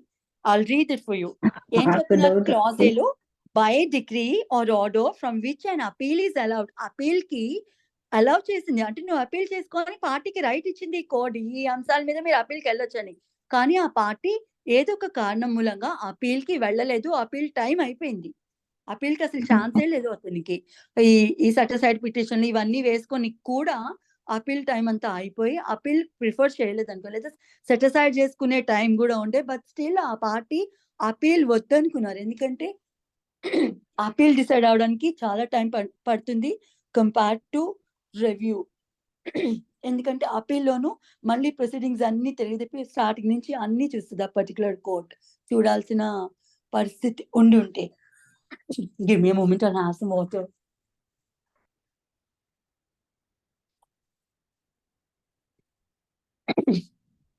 సో అక్కడ ఏం చెప్తుంది, పార్టీకి అపీల్ కి రైట్ ఉంది, ఏదో ఒక రీజన్ మూలంగా పార్టీ అపీల్ కి వెళ్ళలేదు. మరి ఆల్టర్నేటివ్ రెమెడీ ఏమిటంటే, సరే పో, నువ్వు వెళ్ళకపోయావు, ఇంకొక ఛాన్స్ ఇస్తాను, రివ్యూ వేసుకోపో అని చెప్పి చెప్తుంది ఆ పార్టీకి. అది క్లాజ్ 1. క్లాజ్ 2 లో ఏం చెప్తుంది, ఈ కోర్ట్ అసలు అపీల్ చేసుకోవడానికి రైట్ ఏ ఇవ్వలేదు. I'll give you an instance for this. మనం అపీల్ ఫ్రమ్ ఆర్డర్స్ చదువుకునేటప్పుడు కొన్ని ఆర్డర్స్ స్పెసిఫిక్ గా చెప్తుంది, వీటి మీద మాత్రమే, ఇలాంటి ఆర్డర్స్ మీద మాత్రమే అపీల్ కి వెళ్ళొచ్చు, ఇంకేతర ఏ ఆర్డర్స్ మీదకి అపీల్ కి వెళ్ళడానికి లేదు అని చెప్పి మనం ప్రీవియస్ గా చదువుకున్నాం కదా. సో అక్కడ కోడే అపీల్ పర్మిట్ చేయట్లేదు. సో ఆల్టర్నేటివ్ రెమెడీ ఏమిటి? లేదు, అపీల్ కి లేకపోతే నేను నష్టపోతాను కదా, కోర్టు ఏం చెప్తే అదే శాసనమా, అదే అయిపోతుందా, ఇంకా అదే ఫాలో అవ్వాల్సిందా, నేను అగ్రీ అయినా అంటే లేదు, అందుకే రివ్యూ ప్రొవిజన్ ఇచ్చాను. ఆ కోర్టుని మళ్ళీ అడగండి, ఒకసారి మీ డెసిషన్ సరి చూసుకోండి, మీరు ఈ పాయింట్స్ కన్సిడర్ చేయలేదు, ఈ డెసిషన్ కానీ ఆర్డర్ కానీ ఇచ్చినప్పుడు ప్లీజ్ వీటిని దృష్టిలోకి తీసుకొని మళ్ళీ మీ ఆర్డర్ ని కన్సిడర్ చేయండి, మీ జడ్జ్మెంట్ ఏమైతే ఉందో దాన్ని మళ్ళీ కన్సిడర్ చేయండి అని చెప్పి మనం పెట్టుకుంటాం. ఈ రెండింటికి డిఫరెన్స్ అర్థమైందా అండి? పైన అపీల్ కి రైట్ ఉంటుంది, అపీల్ కి వెళ్ళరు, కిందన అపీల్ కి రైట్ ఏ లేదు, రైట్? మేడం రివ్యూ కూడా లిమిటేషన్ ఉంటుందా మేడం? ఉంటుందండి, 30 days. Okay madam, thank you. Right, this is madam about మీరు రివ్యూ. రివ్యూకి మీరు పైన ఏ పాయింట్ లో చెప్తున్నారు మేడం, అప్పీల్ టైం అయిపోయిందని. అప్పీల్ టైం అయిపోయిందని 30 days అయిపోయినట్టుంటే అప్పీల్ కే సమ్ టైమ్స్ ఉంటాయి, ఉంటాయి. ఆ డేట్ అయిపోయింది అని అన్నప్పుడు మన రివ్యూ ఎలా మళ్ళీ రివ్యూ ఎలా పెట్టుకునే టైం ఉంటుంది మేడం? రివ్యూ వేరే, అపీల్ వేరే అమ్మా. అపీల్ కి టైం జనరల్ గా 90 days ఇస్తారు కదా. Appeal Yes, ma'am. ప్రొవిజన్సే వేరు, అపీల్ కాన్సెప్టే వేరు. మనం కింద కోర్టు ఇచ్చిన జడ్జిమెంట్ కి అగ్రీ అయినప్పుడు అదేమి ఆ కోర్టులు ఏమి దేవుళ్ళు కాదు కదా, వాళ్ళు చెప్పిందే యాజ్ ఇట్ ఈస్ గా ఫాలో అయిపోవడానికి. అందుకని అగ్రీ అయిన పార్టీ ఏమవుతారంటే హైకోర్టుకి వెళ్తారు. అయ్యా లోయర్ కోర్టు ఈ తప్పులు చేసింది అని మేము అనుకుంటున్నాము, మీరు కన్సిడర్ చేయండి అని చెప్పి అపీలేట్ కోర్టుకి అపీల్కి వెళ్తాం మనం. రైట్. రివ్యూ అట్లా కాదు, సేమ్ కోర్టుని అడుగుతున్నాం మనం. అయ్యా మీరు ఇచ్చిన డెసిషన్ ఒకసారి తిరిగి తిప్పి చూడండి, నేను అపీల్కి వెళ్ళే నాకు రైట్ ఉండే, బట్ నేను అపీల్ ప్రిఫర్ చేయలేదు for so on so reasons. అట్లా కూడా చెప్పక్కర్లేదు. అపీల్ ఎందుకు ప్రిఫర్ చేయలేదు అనేది కూడా రివ్యూలో చెప్పక్కర్లేదు. ప్రతి పార్టీకి రివ్యూ అనే అధికారం ఇస్తారు. ఎప్పుడు ఇచ్చారు అంటే మీకు అపీల్కి రైట్ ఇచ్చాను, మీరు అపీల్కి వెళ్ళినప్పుడు రివ్యూ వేసుకోండి అని చెప్పారు. Okay okay madam. మేడం రివ్యూలో ఇది అపీల్ కాకుండా రివ్యూలో ఐఏలో కూడా రివ్యూ చేయించవచ్చా మేడం ఇలా? వేసుకోవచ్చండి. దాన్నే మనం appeal review with regarding to orders అని చెప్పుకున్నాం కదా. ఆర్డర్స్ ఇంటర్లోక్యుటరీ ఆర్డర్స్, ఐఏలో orders. Okay okay thank you. Right. Okay. Madam ఒక ఫర్ చిన్న ఎగ్జాంపుల్ క్వశ్చన్ మేడం. చెప్పండి. మేడం, ఏదన్నా ఒక సందర్భం ఉందా మేడం రివ్యూ అయినప్పుడు డెసిషన్ కాంట్రరీగా వచ్చినట్టు? అర్థం కాలేదండి అశోక్ గారు. కాంట్రరీగా ఎందుకుండవు? సేమ్ ఇప్పుడు లోయర్ కోర్ట్ ఇచ్చిన డెసిషన్ సేమ్ కోర్ట్ ఏమైతే ఇచ్చిందో అది ఒక పాయింట్ ఎవిడెన్స్ తీసుకోవాలి. ఎవిడెన్స్ తీసుకోలేదు, లేదంటే ఒక పార్టీని ఆర్డర్ చేసి ఆ పార్టీ యొక్క ఎవిడెన్స్ తీసుకోవాలి. సరే, evidence in the sense same thing అనుకోండి. ఒక డాక్యుమెంట్ ఎగ్జామిన్ చేయలేదు, ఇట్లా ఏమైనా ఒక పని చేయాల్సి ఉంటే ఆ కోర్ట్ చేయకుండా డెసిషన్ ఇచ్చేసింది అనుకోండి, లేదంటే ఒక ప్రొవిజన్ ని తప్పుగా కన్సిడర్ చేసుకుంది, తప్పుగా ఇంటర్ప్రిట్ చేసింది, దాని అర్థం అది కాదు ఇది కదా అని చెప్పి మనం కోర్టుకి తెలియజేయచ్చు. సో ఇలాంటి ఫాల్ట్స్ ఉన్నాయి మీ డెసిషన్ లో కానీ, మీ డిగ్రీలో కానీ, మీ ఆర్డర్ లో కానీ. దీన్ని ఒకసారి సరి చూడరా, నేను చెప్తున్న పాయింట్స్ ఇవి, వీటిని కన్సిడరేషన్ లోకి తీసుకొని మీ జడ్జిమెంట్ ని మరొకసారి కన్సిడర్ చేయాలంటే ఎస్, అది డెఫినెట్ గా కన్సిడర్ చేసి most of the circumstances loan decision ని మార్చే ఇస్తుందండి. లేదు అలాంటి కన్సిడర్ చేయాల్సిన ప్రొవిజన్స్ ఏమీ లేదు, నేను ఇచ్చిన డెసిషన్ కరెక్టే అనుకుంటే ఎస్, అది అట్లనే రిటైన్ చేస్తుంది. రైట్. బట్ అడిగే రైట్ మాత్రం పాటిస్తుంటుంది అని చెప్పి సిపిసి చెప్తుంది. క్లియరా Ashok garu? Clear ma'am, thank you. Most welcome. So this is about review. And రివ్యూకి సంబంధించిన కనెక్టెడ్ ప్రొవిజన్స్ అన్ని 47 లో ఉంటాయండి. మనం ఆర్డర్ 47 చదువుకుంది, కొంచెం మోర్ డీటెయిల్ గా ప్రొసీజర్స్ అన్ని చదువుకుందాం అక్కడ. ఫర్ ద టైం బీయింగ్ ఇంతనే. అండ్ ఇంకేం చెప్తుంది, ఇంకొక last provision in this part is revision. Revision అంటే ఏమిటి అనేది చూస్తాం.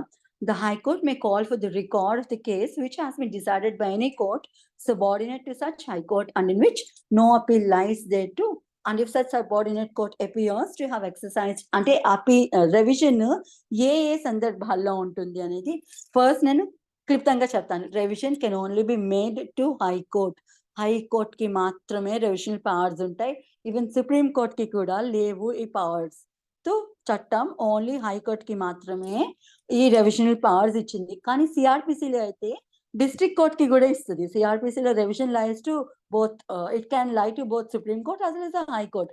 కానీ సిపిసిలో ఓన్లీ హైకోర్ట్ కి మాత్రమే రెవిజన్ వెళ్తుంది. రెవిజన్ అంటే ఏమిటి అంటే ఒక 3 రకాల అంశాలు చెబుతుంది అనమాట. ఆ 3 రకాల అంశాలకి సంబంధించి ఆ పార్టీ ఏమైనా అగ్రీ అయి ఉంటే అప్పుడు మాత్రం హైకోర్టుకి రెవిజన్ ఫైల్ చేసుకోవచ్చు అని చెప్తారు. ఏ కోర్ట్ ఆర్డర్ నుంచి అయినా సరే హైకోర్టుకి రెవిజన్ ఫైల్ చేసుకోవచ్చు అని చెప్తారు. ఏ అంశాల మీద రెవిజన్ కి వెళ్ళొచ్చు అంటే ఒక 3 రకాల అంశాలు చెప్తారు. మనం కింద చదువుకుందాం. The high court May call for the record. తో మనం రెవిజన్ పెట్టుకునేటప్పుడు హైకోర్టు మనం రెవిజన్ అప్లికేషన్ పెట్టుకుంటాం. ఏమని? like I'll read the 3 points. To have exercised the particular court, A court order నుంచి, ఏ కోర్టు డిగ్రీ నుంచి అయితే మనం అగ్రీ అయిందో ఆ పర్టికులర్ పార్టీ, ఆ పార్టీ దేని నుంచి అగ్రీ, ఆ పర్టికులర్ కోర్ట్ ఏం చేసిందట? It had exercised a jurisdiction not vested in it by law. Revision very particular గా ఓన్లీ జ్యూరిస్డిక్షనల్ ఎర్రర్స్ కి సంబంధించి మాత్రమే ఒక కోర్టు దానికి ఉండిన జ్యూరిస్డిక్షన్ లిమిట్స్ ఏమైతే ఉండినాయో అవి ఎక్సర్సైజ్ చేయాలి. అంటే ఒక కోర్టుకి జ్యూరిస్డిక్షన్ ఇచ్చాం, కానీ ఆ కోర్టు ఆ జ్యూరిస్డిక్షన్ ని ఎక్సర్సైజ్ చేయలేదు. ఇక్కడ జ్యూరిస్డిక్షన్ అంటే మోర్ పర్టికులర్ గా 3 kinds ఆఫ్ జ్యూరిస్డిక్షన్ తీసుకోకుండా పవర్ ఆఫ్ ద కోర్ట్ అనే అంశంలో ఈ జ్యూరిస్డిక్షన్ అనే పదానికి మీనింగ్ తీసుకోవాలి. ఏం పవర్ అట? To have exercised the power not vested in it by the law. చట్టం ఇవ్వని పవర్ ఏమైతే ఉన్నిందో అది ఆ పర్టికులర్ కోర్ట్ ఆ జ్యూరిస్డిక్షన్ ఎక్సర్సైజ్ చేసింది, ఒక అంశం. రెండో అంశం, to have fail to exercise jurisdiction so vested. తనకి ఇచ్చిన జ్యూరిస్డిక్షన్ ని తనకి లేని జ్యూరిస్డిక్షన్ వాడేసింది, ఫస్ట్ పాయింట్. 2, తనకు ఉన్న జ్యూరిస్డిక్షన్ ని వాడుకోలేదు, రెండో పాయింట్. మూడో పాయింట్, అడ్డదిడ్డంగా చేస్తుంది. It have exercise to have acted in exercise of jurisdiction illegally or with material irregularity. చాలా తనకి ఇచ్చిన జ్యూరిస్డిక్షన్ ఏమైతే ఉన్నిందో దాన్ని ఇర్రెగ్యులర్ గా అస్తవ్యస్తంగా వాడుకుంటది అనమాట. అంటే లేని పవర్స్ యూజ్ చేసుకోవడం, ఉన్న పవర్స్ ఎక్సర్సైజ్ చేసుకోకపోవడం, ఆర్బిట్రరీగా యాక్ట్ చేయడం, కోర్టు ఇలాంటి పనులు ఏమైనా ఇల్లీగల్ పనులు చేస్తే అది 3వ కేటగిరీలోకి వచ్చేస్తుంది. తో ఈ 3 కేటగిరీస్, ఈ 3 jurisdiction may be with regard to subject matter, pecuniary jurisdiction, territorial jurisdiction, whatever be the jurisdiction. కోర్టుకి దీనికి సంబంధించిన పవర్స్, ఏదైనా ఒక మ్యాటర్ డీల్ చేసిన పవర్ ఉండినప్పుడు ఆ పవర్ ని అస్తవ్యస్తంగా వాడుకుంటే అది 3rd కేటగిరీలో పడిపోతుంది. 1st కేటగిరీలోనే తనకిచ్చిన పవర్ ని వాడుకోలేదు, రైట్? అది first category. To has exercised jurisdiction not vested in it by law. దానికి వెస్టెడ్ అంటే ఇచ్చింది, నిక్షిప్తం చేసింది అని. ఒక చట్టం, ఏ చట్టం? ఆబ్వియస్లీ ఈ కోర్టే, సివిల్ ప్రొసీజర్ కోడ్ ఏవైతే ఉందో ఒక పర్టికులర్ కోర్ట్ కి ఇచ్చిన పవర్స్ ఏవైతే ఉన్నాయో ఆ పవర్స్, తనకి ఇచ్చిన జ్యూరిస్డిక్షన్ ఏవైతే ఉందో దాన్ని ఆ పర్టికులర్ కోర్టు ఎక్సర్సైజ్ చెయ్యలేదు. I will give you an example for this. First, what is revision అనేది తెలుసుకోండి. రెండోది, it has fail to exercise jurisdiction so vested. చట్టం ఇచ్చిన జ్యూరిస్డిక్షన్ ఏమైతే ఉన్నిందో, నువ్వు ఈ పనులు చెయ్యి బాబు అని చెప్పింది కోర్టుకి, చేయలేదు. అది రెండొకటి అనమాట. తనకున్న జ్యూరిస్డిక్షన్, తనకున్న పవర్స్ ని ఆ పర్టికులర్ కోర్టు యూజ్ చేసుకోలేదు, ఇస్ సెకండ్ వన్. అండ్ లేని పవర్స్ ని, లేకపోతే ఉన్న పవర్స్ ని తప్పుగా ఎక్సర్సైజ్ చేస్తే, చట్ట వ్యతిరేకంగా ఎక్సర్సైజ్ చేస్తే, పద్ధతిగా చెప్పాలంటే చట్ట వ్యతిరేకమైన పనులు చేస్తే ఆ కోర్టు, అది 3rd కేటగిరీలోకి పడిపోతుంది. To have acted in the exercise of jurisdiction illegally or with material irregularity of jurisdiction చదువుకుంటాం కదా, అది ఈ ఆస్పెక్ట్ లోనే చదువుకుంటాం. సో ఈ 3 అంశాల్లో ఏ అంశానికైనా సంబంధించి ఆ డెసిషన్ ఆ కోర్టు ఇచ్చిందంటే అగ్రీవ్ అయిన పార్టీ రెవిజన్ కి వెళ్తారనమాట. రెవిజన్ కి వెళ్ళినప్పుడు అంటే హైకోర్టుకి అప్లై చేసుకుంటారు. ఈ లోయర్ కోర్టు ఈ తప్పులు చేసిందండి, తనకున్న జ్యూరిస్డిక్షన్ వాడలేదు, లేని జ్యూరిస్డిక్షన్ వాడేసింది, ఉన్న పవర్స్ ఏమైతే ఉన్నాయో ఇల్లీగల్ గా ఎక్సర్సైజ్ చేస్తోందని ఏదైనా ఒక అంశం మీద ఆ decision of that particular court ని రివైజ్ చేయండి అని చెప్పి మనం అప్లికేషన్ పెట్టుకుంటే ఆ హైకోర్టు ఏం చేస్తుందట, మొత్తం ఆ రికార్డ్ ఏమైతే ఉందో ఆ లోయర్ కోర్ట్ నుంచి ఆ రికార్డ్ తన దగ్గరికి తెప్పించుకొని మళ్ళీ పుట్టి పూర్వోత్తరాల నుంచి ఎక్కడెక్కడ నష్టం జరిగింది ఆ పార్టీకి, ఆ కోర్ట్ ఏం ప్రొసీడింగ్స్ సరే సబ్జెక్ట్ టు ది కరెక్షన్. పుట్టు పూర్వోత్తరాలు అంటే మొత్తం కేసు ఏం చూడదు రెవిజన్ లో, ఆ పర్టికులర్ అంశానికి సంబంధించి జ్యూరిస్డిక్షన్ ఎర్రర్స్ ఉండితే ఎక్కడ ఎర్రర్ ఉన్నింది అనేది ఇన్ డెప్త్ కన్సిడర్ చేస్తుంది అనమాట. ఆ తప్పు ఎక్కడ జరిగింది అనేది, ఎలా జరిగింది అనేది, జరిగిందా లేదా అనేది ఆ రెవిజనల్ కోర్ట్ అయిన హైకోర్టు ఏమైతే ఉన్నిందో అది ఆ రికార్డ్ మొత్తం తన దగ్గరికి తెప్పించుకొని ఆ కేసుని పర్స్యూ చేస్తుంది ఆ పర్టికులర్ అంశానికి సంబంధించి మాత్రమే. సో ఇక్కడ ఇఫ్ రివ్యూ ఇస్ క్లియర్, అర్థమైందండి? రివ్యూ అర్థమైన తర్వాత రెవిజన్ అర్థమైందా? So revision can be made only to the high court. హైకోర్టుకి మాత్రమే పెట్టుకుంటాం రెవిజన్ అప్లికేషన్ అనేది. ఏ అంశం మీద పెట్టుకుంటాం అంటే, ఏ కోర్టు డెసిషన్ అయితే ఇచ్చిందో, ఏ డెసిషన్ మూలంగా, ఏ కోర్టు ఇచ్చిన డెసిషన్ మూలంగా మనం అగ్రీ అయ్యామో ఆ డెసిషన్ లో ఉండిన తప్పిదాలు ఏమిటంటే జ్యూరిస్డిక్షనల్ ఎర్రర్స్. ఆ పర్టికులర్ కోర్టు తనకున్న జ్యూరిస్డిక్షన్ ని ఇంప్రాపర్ గా వాడింది. అటువంటి అంశం మీద ఆ పార్టీ ఏమైనా అగ్రీ అయితే కనుక అప్పుడు అప్లికేషన్ హైకోర్టుకి పెట్టుకుంటే కోర్టు ఆ కేసుని మొత్తం తన దగ్గరికి తెప్పించుకొని ఆ ఇష్యూని కన్సిడర్ చేసి తన తగ్గ జడ్జ్మెంట్ ఇస్తుంది. ఇది రెవిజన్ పవర్స్ అనమాట. ఈ రెవిజన్ కూడా ఎప్పుడు ఉంటుంది అంటే, అపీల్ ఏ సందర్భంలో ఈ కోడ్ ప్రొవైడ్ చేయలేదో అప్పుడు మాత్రమే రెవిజన్ ని ఎక్సర్సైజ్ చేసుకోవచ్చు. ఆల్టర్నేటివ్ రెమెడీ ఎక్కడుండినా సరే రెవిజన్ ని పర్మిట్ చేయదు ఈ కోర్ట్. సో రెవిజన్ అపీల్ లేనప్పుడు మాత్రమే ఆ అంశాల్లోనూ రెవిజన్ కి వెళ్ళొచ్చు అనమాట. Right, I'll read the provision again for you. 115 says the High Court may call for the record of any case. A case యొక్క రికార్డ్ నైనా కాల్ ఫర్ అంటే తన దగ్గరికి తెప్పించుకోవచ్చు. The High Court may call for the record of any case which has been decided by any court subordinate to such High Court. ఆ high court కి subordinate గా ఉండిన court ఏవైతే ఉందో ఏ కోర్ట్ అయినా సరే తన నుంచి రికార్డు తన దగ్గరికి తెప్పించుకోవచ్చు ఆ కోర్ట్ నుంచి అని. ఎందుకు తెప్పించుకుంటుంది? And in which no appeal lies. ఆ పర్టికులర్ అంశంలోనే ఇంకా అపీల్ కి ఛాన్సే లేదు. అలాంటప్పుడు and if such subordinate court appears, ఇంకా ఎప్పుడు తెప్పించుకుంటుంది అలాంటి record? If such subordinate court, ఏ కోర్ట్ అయితే డెసిషన్ ఇచ్చిందో అలాంటి subordinate court appears to have exercised a jurisdiction not vested by law. ఇప్పుడు డీటెయిల్ గా చెప్తాను. ఏం చెప్తుంది? ఒక కోర్టుకు ఉండిన రైట్స్ ఏవైతే జ్యూరిస్డిక్షన్ ఏమైతే ఉందో, పవర్ ఏమైతే ఉందో అది సవ్యంగా ఎక్సర్సైజ్ చేయలేదు అంటే, ఫర్ ఎగ్జాంపుల్ ఇంజంక్షన్ గ్రాంట్ చేయడానికి ఒక 3 రకాల ప్రిన్సిపల్స్ ని సుప్రీం కోర్ట్ అయితే చెప్పింది. వాటిని కన్సిడర్ చేయడం మాత్రమే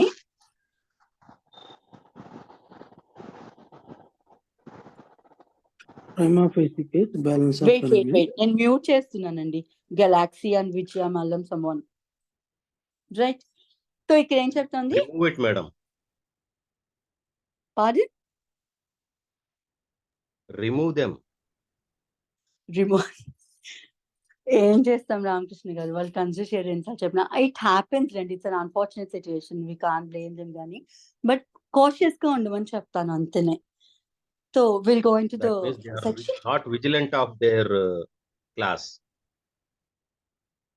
It happens, Lendi. Chalo, we'll give a first chance at least. Manam kuda arbitrary ga act cheyalem kada. Manam kuda in the interest of justice vadlestam 1-2 times. So that apart, ఇప్పుడు ఏం చెప్తుంది? To have exercise jurisdiction not vested in it by law. ఒక court కి లేని jurisdiction exercise చేసింది. For example దానికి ఏం చెప్పుకోవచ్చు అంటే,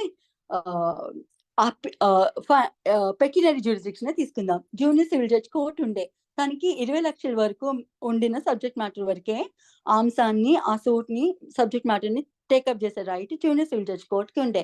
కానీ అదొక 30 lakhs వర్త్ సూట్ ని యాక్సెప్ట్ చేసేస్తుంది, విచారణ జరిపించేస్తుంది, జడ్జ్మెంట్ కూడా ఇచ్చేస్తుంది. తో ఎగ్రీవైన పార్టీ ఏం చేస్తారు? ఈ కోర్టుకి జ్యూరిస్డిక్షనే లేదు, నలిఫై చేయమని అయినా అడగొచ్చు మనం.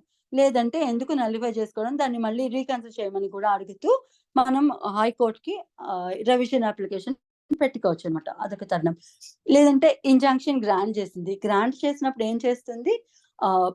దానికి సుప్రీం కోర్ట్ ఇచ్చిన ప్రెసిడెంట్స్ ఉంటాయి కదా, ఆ ప్రెసిడెంట్స్ కి అనుగుణంగానే లోవర్ కోర్ట్స్ అన్ని నడుచుకోవాలన్నమాట. లేదంటే ఏదైనా rules and regulations particular high court కానీ లేదంటే సుప్రీం కోర్టు కానీ ఏవైనా కొన్ని instructions, what we call them directions ఏమైనా ఇచ్చి ఉంటుంటే వాటిని ఆ లోయర్ కోర్ట్స్ కంపల్సరీ ఫాలోనే కావాలి. కానీ ఫాలో కాలేదనుకోండి, అలాంటి తరుణంలో లేదు, ఇంకా ఇంజంక్షన్ గ్రాంట్ చేస్తున్నప్పుడు ఆ ఫ్యాక్ట్స్ ఏమి కన్సిడర్ చేయలేదు. ఆ పార్టీ చెప్తున్న ఫ్యాక్ట్స్ ఏవైతే ఉన్నాయో, ఇదర్ ప్లేంటిఫ్ కానివ్వండి, డిఫెండెంట్ కానివ్వండి, ప్లేంటిఫ్ చెప్పిందైనా వినకుండా ఉండొచ్చు, లేదంటే డిఫెండెంట్ చెప్పిందైనా వినకుండా ఉండొచ్చు, దాని విన్సెంట్ ఫ్యాన్సీస్ కి యాక్ట్ చేసి ఉండొచ్చు అనమాట. సో ఇటువంటివైనా, లేదంటే అపీల్ తీసుకునే రైట్ తనకి లేదు, ఆయన అపీల్ యాక్సెప్ట్ చేస్తుంది ఆ పర్టికులర్ కోర్ట్. సో ఇలాంటి జ్యూరిస్డిక్షన్ ఆర్డర్స్ అయినా తనకి లేని పవర్స్ ని ఒక కోర్ట్ ఎక్సర్సైజ్ చేస్తూ ఒక ప్రొసీడింగ్, ఒక సూట్ నడిపించేసి దాని మీద డెసిషన్ ఇచ్చేసి ఉంటుంటే, ఆ డెసిషన్ మీద అగ్రీ అయిన పార్టీ అపీల్ లేని తరుణంలోనూ రెవిజన్ కి వెళ్ళవచ్చు అని చెబుతోంది ఈ ప్రొవిజన్ అనమాట. That is about exercising jurisdiction not vested in it. Rendu had failed to exercise jurisdiction so vested. తనకున్న పవర్స్ ఏమైతే ఉండినాయో, ఒక పర్టికులర్ కోర్టుకి ఇచ్చిన పవర్స్ ఏమైతే ఉండినాయో ఆ వాటిని అది ఎక్సర్సైజ్ చేయదు అనమాట. దాన్ని ఏం చెప్పుకోవచ్చు అంటే, ఫర్ ఎగ్జాంపుల్ ఒక కోర్టుకి సమన్స్ ఇచ్చే రైట్ ఉంటుంది కదా, లేదంటే ఒక పార్టీని పిలిచి ఎగ్జామిన్ చేసే రైట్ ఉంటుంది, లేదా ఒక ప్లెయింట్ ని అది ఒక పర్టికులర్ రూల్స్ అండ్ రెగ్యులేషన్స్ ప్రకారం లేనప్పుడు ఆ ప్లెయింట్ ని రిజెక్ట్ చేసే రైట్ ఉంటుంది, లేదా ఒక కౌంటర్ క్లెయిమ్ రిజెక్ట్ చేసే రైట్ ఉంటుంది. ఈ వీటిని ఏటిలో అంటే ఆ కోర్టుకి ఆ పవర్స్ ఉంటాయి, కానీ అది ఎక్సర్సైజ్ చేయదు అనమాట. సమన్స్ ఇవ్వాలి, ఇవ్వదు, లేదా ఇవ్వకూడదు, ఇస్తుంది. ఇలాంటి పనులు ఏమైనా చేస్తుంది అనమాట.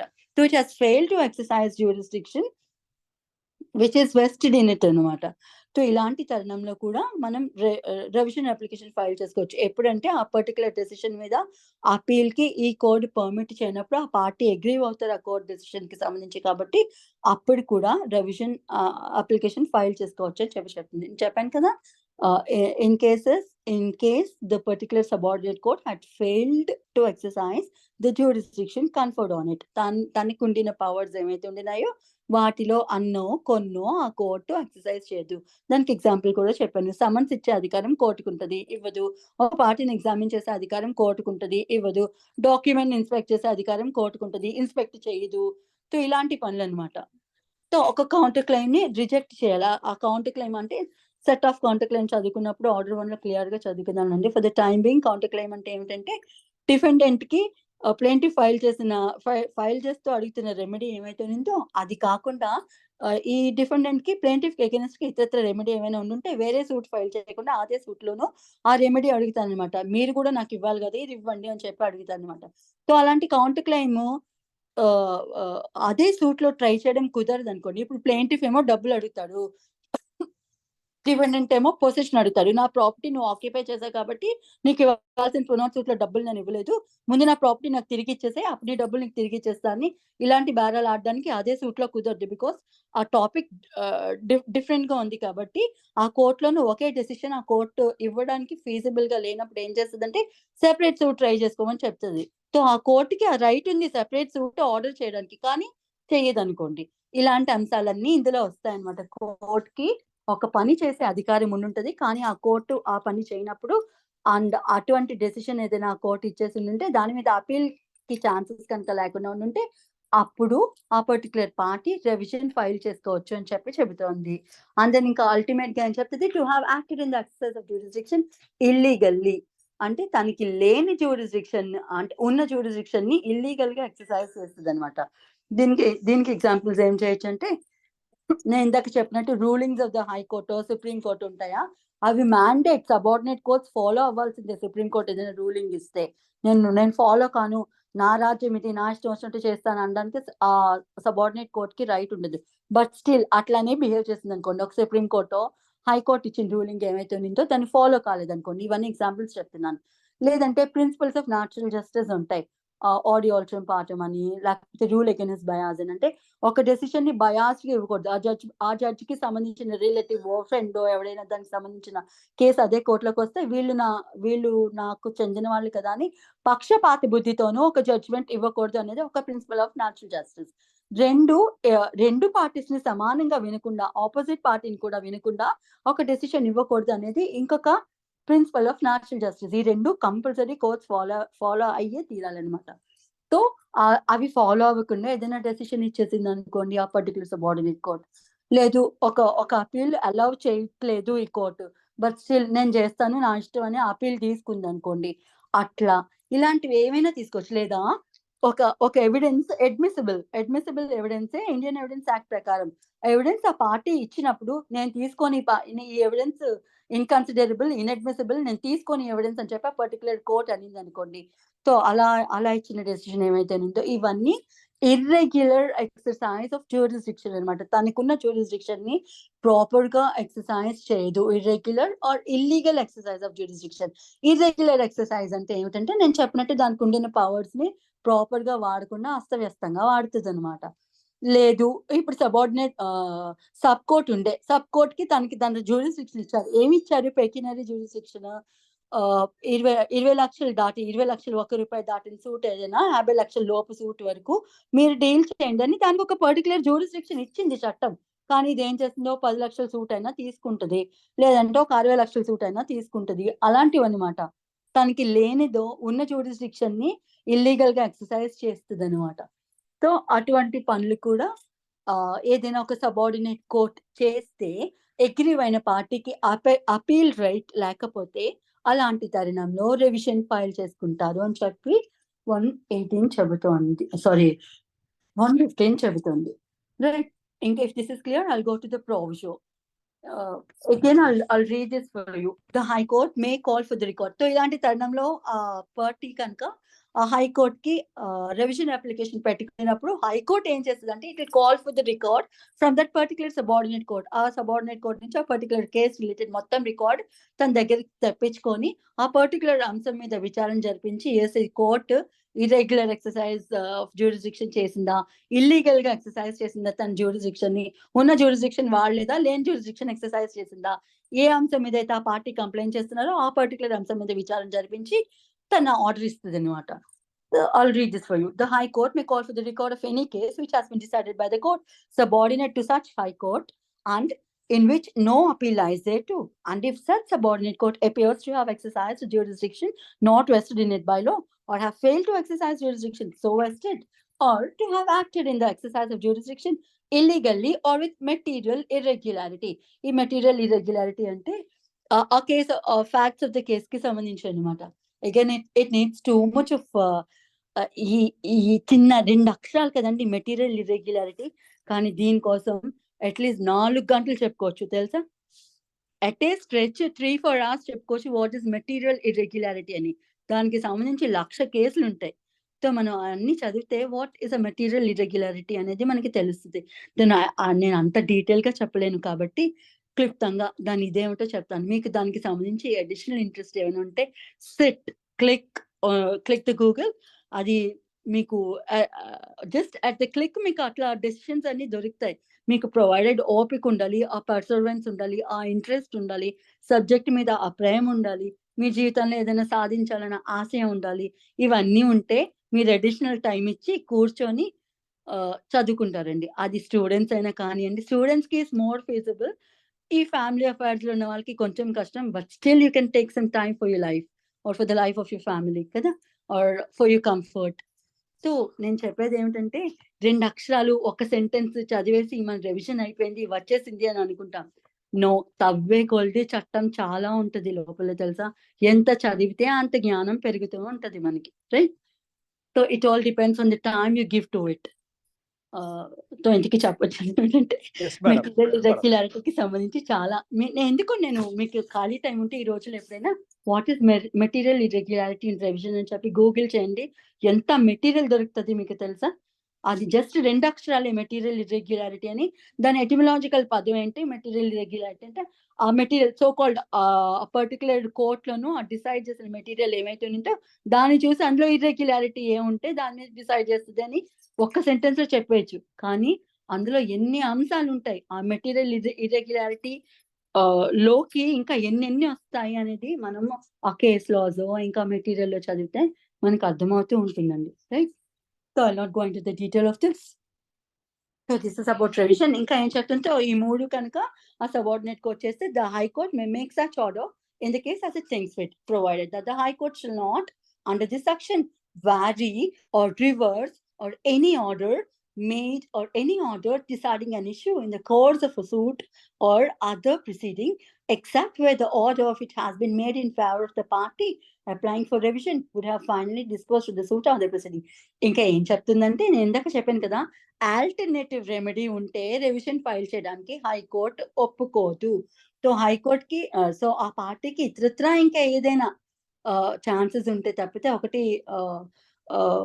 ఒకటి ఆ రెవిజన్ తీసుకోదు. 2 ఆ లోయర్ కోర్ట్ ఇచ్చిన డెసిషన్ ని ఎప్పుడు మార్చకూడదు, రివర్స్ చేయకూడదు, లేదా కొత్త ఆర్డర్ ఇవ్వకూడదు అంటే అది చెప్తుంది అన్నమాట. Provided the high court shall not under this section vary, మార్చొచ్చు, రివర్స్ తిరగదిప్పి అఫ్రెష్ అంటే దానికి ఫస్ట్ ఇచ్చిన డెసిషన్ ఏమైతే ఉందో దాని ఆపోజిట్ డెసిషన్ అనమాట, రివర్స్ చేయొచ్చు.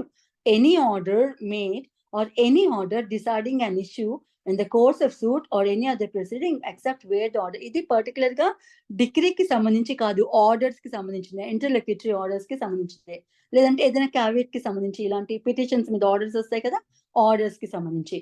సో అలాంటి ఆర్డర్ నేమి మార్చకూడదు, తిరిగితిప్పి రాయకూడదు అని చెప్తుంది. ఏ సందర్భంలో in the course of a suit proceedings నడుస్తున్నప్పుడు or other proceeding except where the order, if it has been made in favor of the party applying for revision, would have finally disposed of the suit. ఆ particular suit లోనే ఆ order కి సంబంధించి further proceeding కి వెళ్లాల్సిన వెళ్ళే right ఆ particular పార్టీకి ఉండినప్పుడు మళ్ళీ రెవిజన్ కి రావద్దు అని చెప్పి పర్టికులర్ ప్రొవిజన్ చెప్తుంది. అండ్ రెవిజన్ కి వచ్చినా సరే అలాంటి ఆర్డర్ లోని మార్పులు చేర్పులు ఏమీ చేయొద్దు. బికాస్ ఆ సూట్ ఇంకా నడుస్తుంది కదా. ఇప్పుడు ఇంజంక్షన్ కి వెళ్ళామండి, పర్మనెంట్ ఇంజంక్షన్ ఫైల్ చేస్తాం, మెయిన్ వెల్ టెంపరీ ఇంజంక్షన్ అడుగుతా ఇంటర్లోక్యూటరీ ఆర్డర్ లో. కోర్టు ఇచ్చేసింది అనుకోండి, ఎక్యూట్ పార్టీ ఎవరు ఉంటారో ఆబ్వియస్లీ డిఫెండెంట్ ఉంటారు. డిఫెండెంట్ వెళ్ళి ఏమడుగుతారు, ఈ ఇంజంక్షన్ ఆర్బిట్రరీగా ఇష్యూ చేసిందండి, దీన్ని ఇవ్వడానికి లేదు, దీన్ని రద్దు చేయండి అని అడిగింది అనుకో, రెవిజనల్ కోర్ట్ అంటే జ్యూరిస్డిక్షన్ లేదని, జ్యూరిస్డిక్షన్ లేని కోర్టు ఇంజంక్షన్ ఆర్డర్ ఇచ్చిందండి, దీన్ని అర్జెంట్ గా సస్పెండ్ చేయండి అన్న అనుకో, రెవిజన్ కోర్ట్ సస్పెండ్ చేసేసింది అనుకో, జ్యూరిస్డిక్షన్ లేదని, వీడు చేయాల్సిన పని అంతా వెళ్ళి అక్కడ చేసిస్తారు. ఏదైనా డెమాలిష్ చేయాలన్నా, ఆక్యుపై చేయాలన్నా, కన్స్ట్రక్ట్ చేయాలన్నా చేయాల్సినవన్నీ చేసిస్తారు కదా. సో అప్పుడు ఇదేం చెప్తుందంటే హైకోర్టు అలాంటి విషయాల్లో ఇంటర్ఫీర్ అయ్యి ఇమ్మీడియట్ గా ఆర్డర్ ఇచ్చేసి ఆ ఆర్డర్ నేమి మార్చొద్దు, తిరగదిప్పి రాయొద్దు, ఆపోజిట్ గా ఇవ్వద్దు. ఎలాంటి సందర్భంలో అదే సూట్ లోను ఇంకా ఈ ప్రొసీడింగ్స్ కి నడుస్తూ ఉండినాయి, ఈ మ్యాటర్ అక్కడ డీల్ చేయొచ్చు అని ఆస్కారం ఉండినప్పుడు హైకోర్టు అందులో ఇన్వాల్వ్ కావద్దు అని చెప్పి చెబుతుంది అనమాట. అలాంటి ఆర్డర్ ని తిరగదిప్పి రాయొద్దు లేదా మార్చొద్దు అని చెప్పి చెబుతుంది అనమాట ఈ ప్రొవిజన్. అండ్ then section 2 చెబుతుంది, the high court shall not under this section vary or reverse అని. పైన ఆర్డర్ కోసం చెప్పింది, ఇక్కడ డిగ్రీ అండ్ ఆర్డర్ రెండింటి కోసం చెప్తుంది. The high court shall not under this section vary or reverse any decree or order against which an appeal lies to the high court or to any other court subordinate thereto. చెప్పాను కదా, appeal కనుక chance ఉండుంటే అలాంటి order ని మార్చొద్దు, repeal చేయొద్దు, vary చేయొద్దు అని చెప్పి చెబుతుంది. Second one. మూడోది subsection 3, a revision shall not operate as stay of suit or other proceeding before the court except where the suit or other proceedings is stayed by the high court. అంటే రెవిజన్ application పెట్టుకున్నంత మాత్రాన ఏదైనా ఒక order మీద ఆ suit మీద stay ఉంది అని కాదు. పర్టికులర్ గా హైకోర్టు ఆ సూట్ ప్రొసీడింగ్స్ ని స్టే చేయని స్టే ఆర్డర్ ఇస్తే తప్పితే కింద కోర్టులోని ఏ ప్రొసీడింగ్స్ అయితే నడుస్తున్నాయో అవి కంటిన్యూ అయిపోతాయి. కానీ ఆ రెవిజన్ ఫైల్ అయినంత మాత్రాన ఆ రెవిజన్ స్టే కింద యాక్ట్ చెయ్యదు అని చెప్పి చెప్తుంది అనమాట. సో కింద అంటే ఏదైనా ఒక ఇంటర్లోక్యూటరీ ఆర్డర్ మీద హైకోర్ట్ కి రెవిజన్ కి వెళ్ళారనుకోండి, ఆర్డర్ మీద అపీల్ లేదు కదా అని రెవిజన్ వేసుకున్నారు ఒక పార్టీ, ఎగ్రీవైన పార్టీ. సో ఇక్కడ ఏం చెప్తుందంటే ఈ ఆర్డర్ తేలేదాకా సూట్ ఆపేసినట్టు కాదనమాట, సూట్ ప్రొసీడింగ్స్ ఆపినట్టు కాదనమాట. రెవిజన్ లో ఆర్డర్ వచ్చేంత వరకు ఆ ప్రొసీడింగ్స్ అవి నడుస్తానే ఉంటాయి. అన్లెస్ అండ్ అంటిల్ పర్టికులర్ గా హైకోర్టు స్టే ఇస్తే తప్పితే, ఆ స్టే ఆర్డర్ ఎక్స్ప్రెస్ గా రిటర్న్ గా ఇస్తే తప్పితే ఆ పర్టికులర్ కోర్టుకి ఆ లోయర్ కోర్ట్ ఏమైతే ఉందో దాని ప్రొసీడింగ్స్ ఆపక్కర్లేదు. Revision will not act as stay అని చెప్పి సెక్షన్ 3 చెప్తున్నాను. ఎక్స్ప్లెనేషన్ చెప్తుంది. In this section the expression any case which has been decided includes any order. పైన చెప్పింది కదా, in any case అని చెప్పి చెప్తుంది కదా, ఆ any case in the sense ఆ case includes any order అని కూడా చెప్తుంది అనమాట.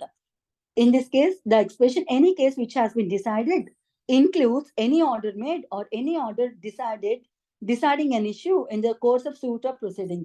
ఈ ఏదైనా ఆర్డర్ అదే సూట్ లో కానీ అదే ప్రొసీడింగ్ లో కానీ ఏదైనా ఆర్డర్ ఇస్తే in the course of proceedings అన్నప్పుడు, in the case అన్నప్పుడు ఆ కేసులోకి ఆర్డర్ వస్తుంది, డిగ్రీ వస్తుంది, అన్ని ప్రొసీడింగ్స్ వచ్చేస్తాయి అని చెప్పి చెబుతుంది అనమాట. అంతనే ఇది. రైట్, ఈస్ రెవిజన్ క్లియర్ అండి? సో ఇప్పుడు రెవిజన్ కి రివ్యూ కి తేడా ఏమిటి అంటే చెప్పండి. హలో, చెప్పండి. ఇప్పుడు టెరిటోరియల్ జ్యూరిడిక్షన్స్ బేస్ చేసుకుని అయితే రివిజన్ కి వెళ్ళాలి అనేసి అంటున్నాం కదా. ఇప్పుడు స్పెసిఫిక్ రిలీఫ్ యాక్ట్ లో మనం సెక్షన్ 6 కింద రివ్యూ లేదు అండ్ అపీల్ లేదు కదా. అప్పుడు రివిజన్ కి వెళ్ళినప్పుడు ఓన్లీ టెరిటోరియల్ దీనికి మాత్రమే వెళ్ళాలంటే అక్కడ ప్రాబ్లం రైజ్ అయినప్పుడు వాళ్ళ ప్రాబ్లం ఎలా సాల్వ్ అవుతుంది రివిజన్ కి వచ్చిన వాళ్ళకి?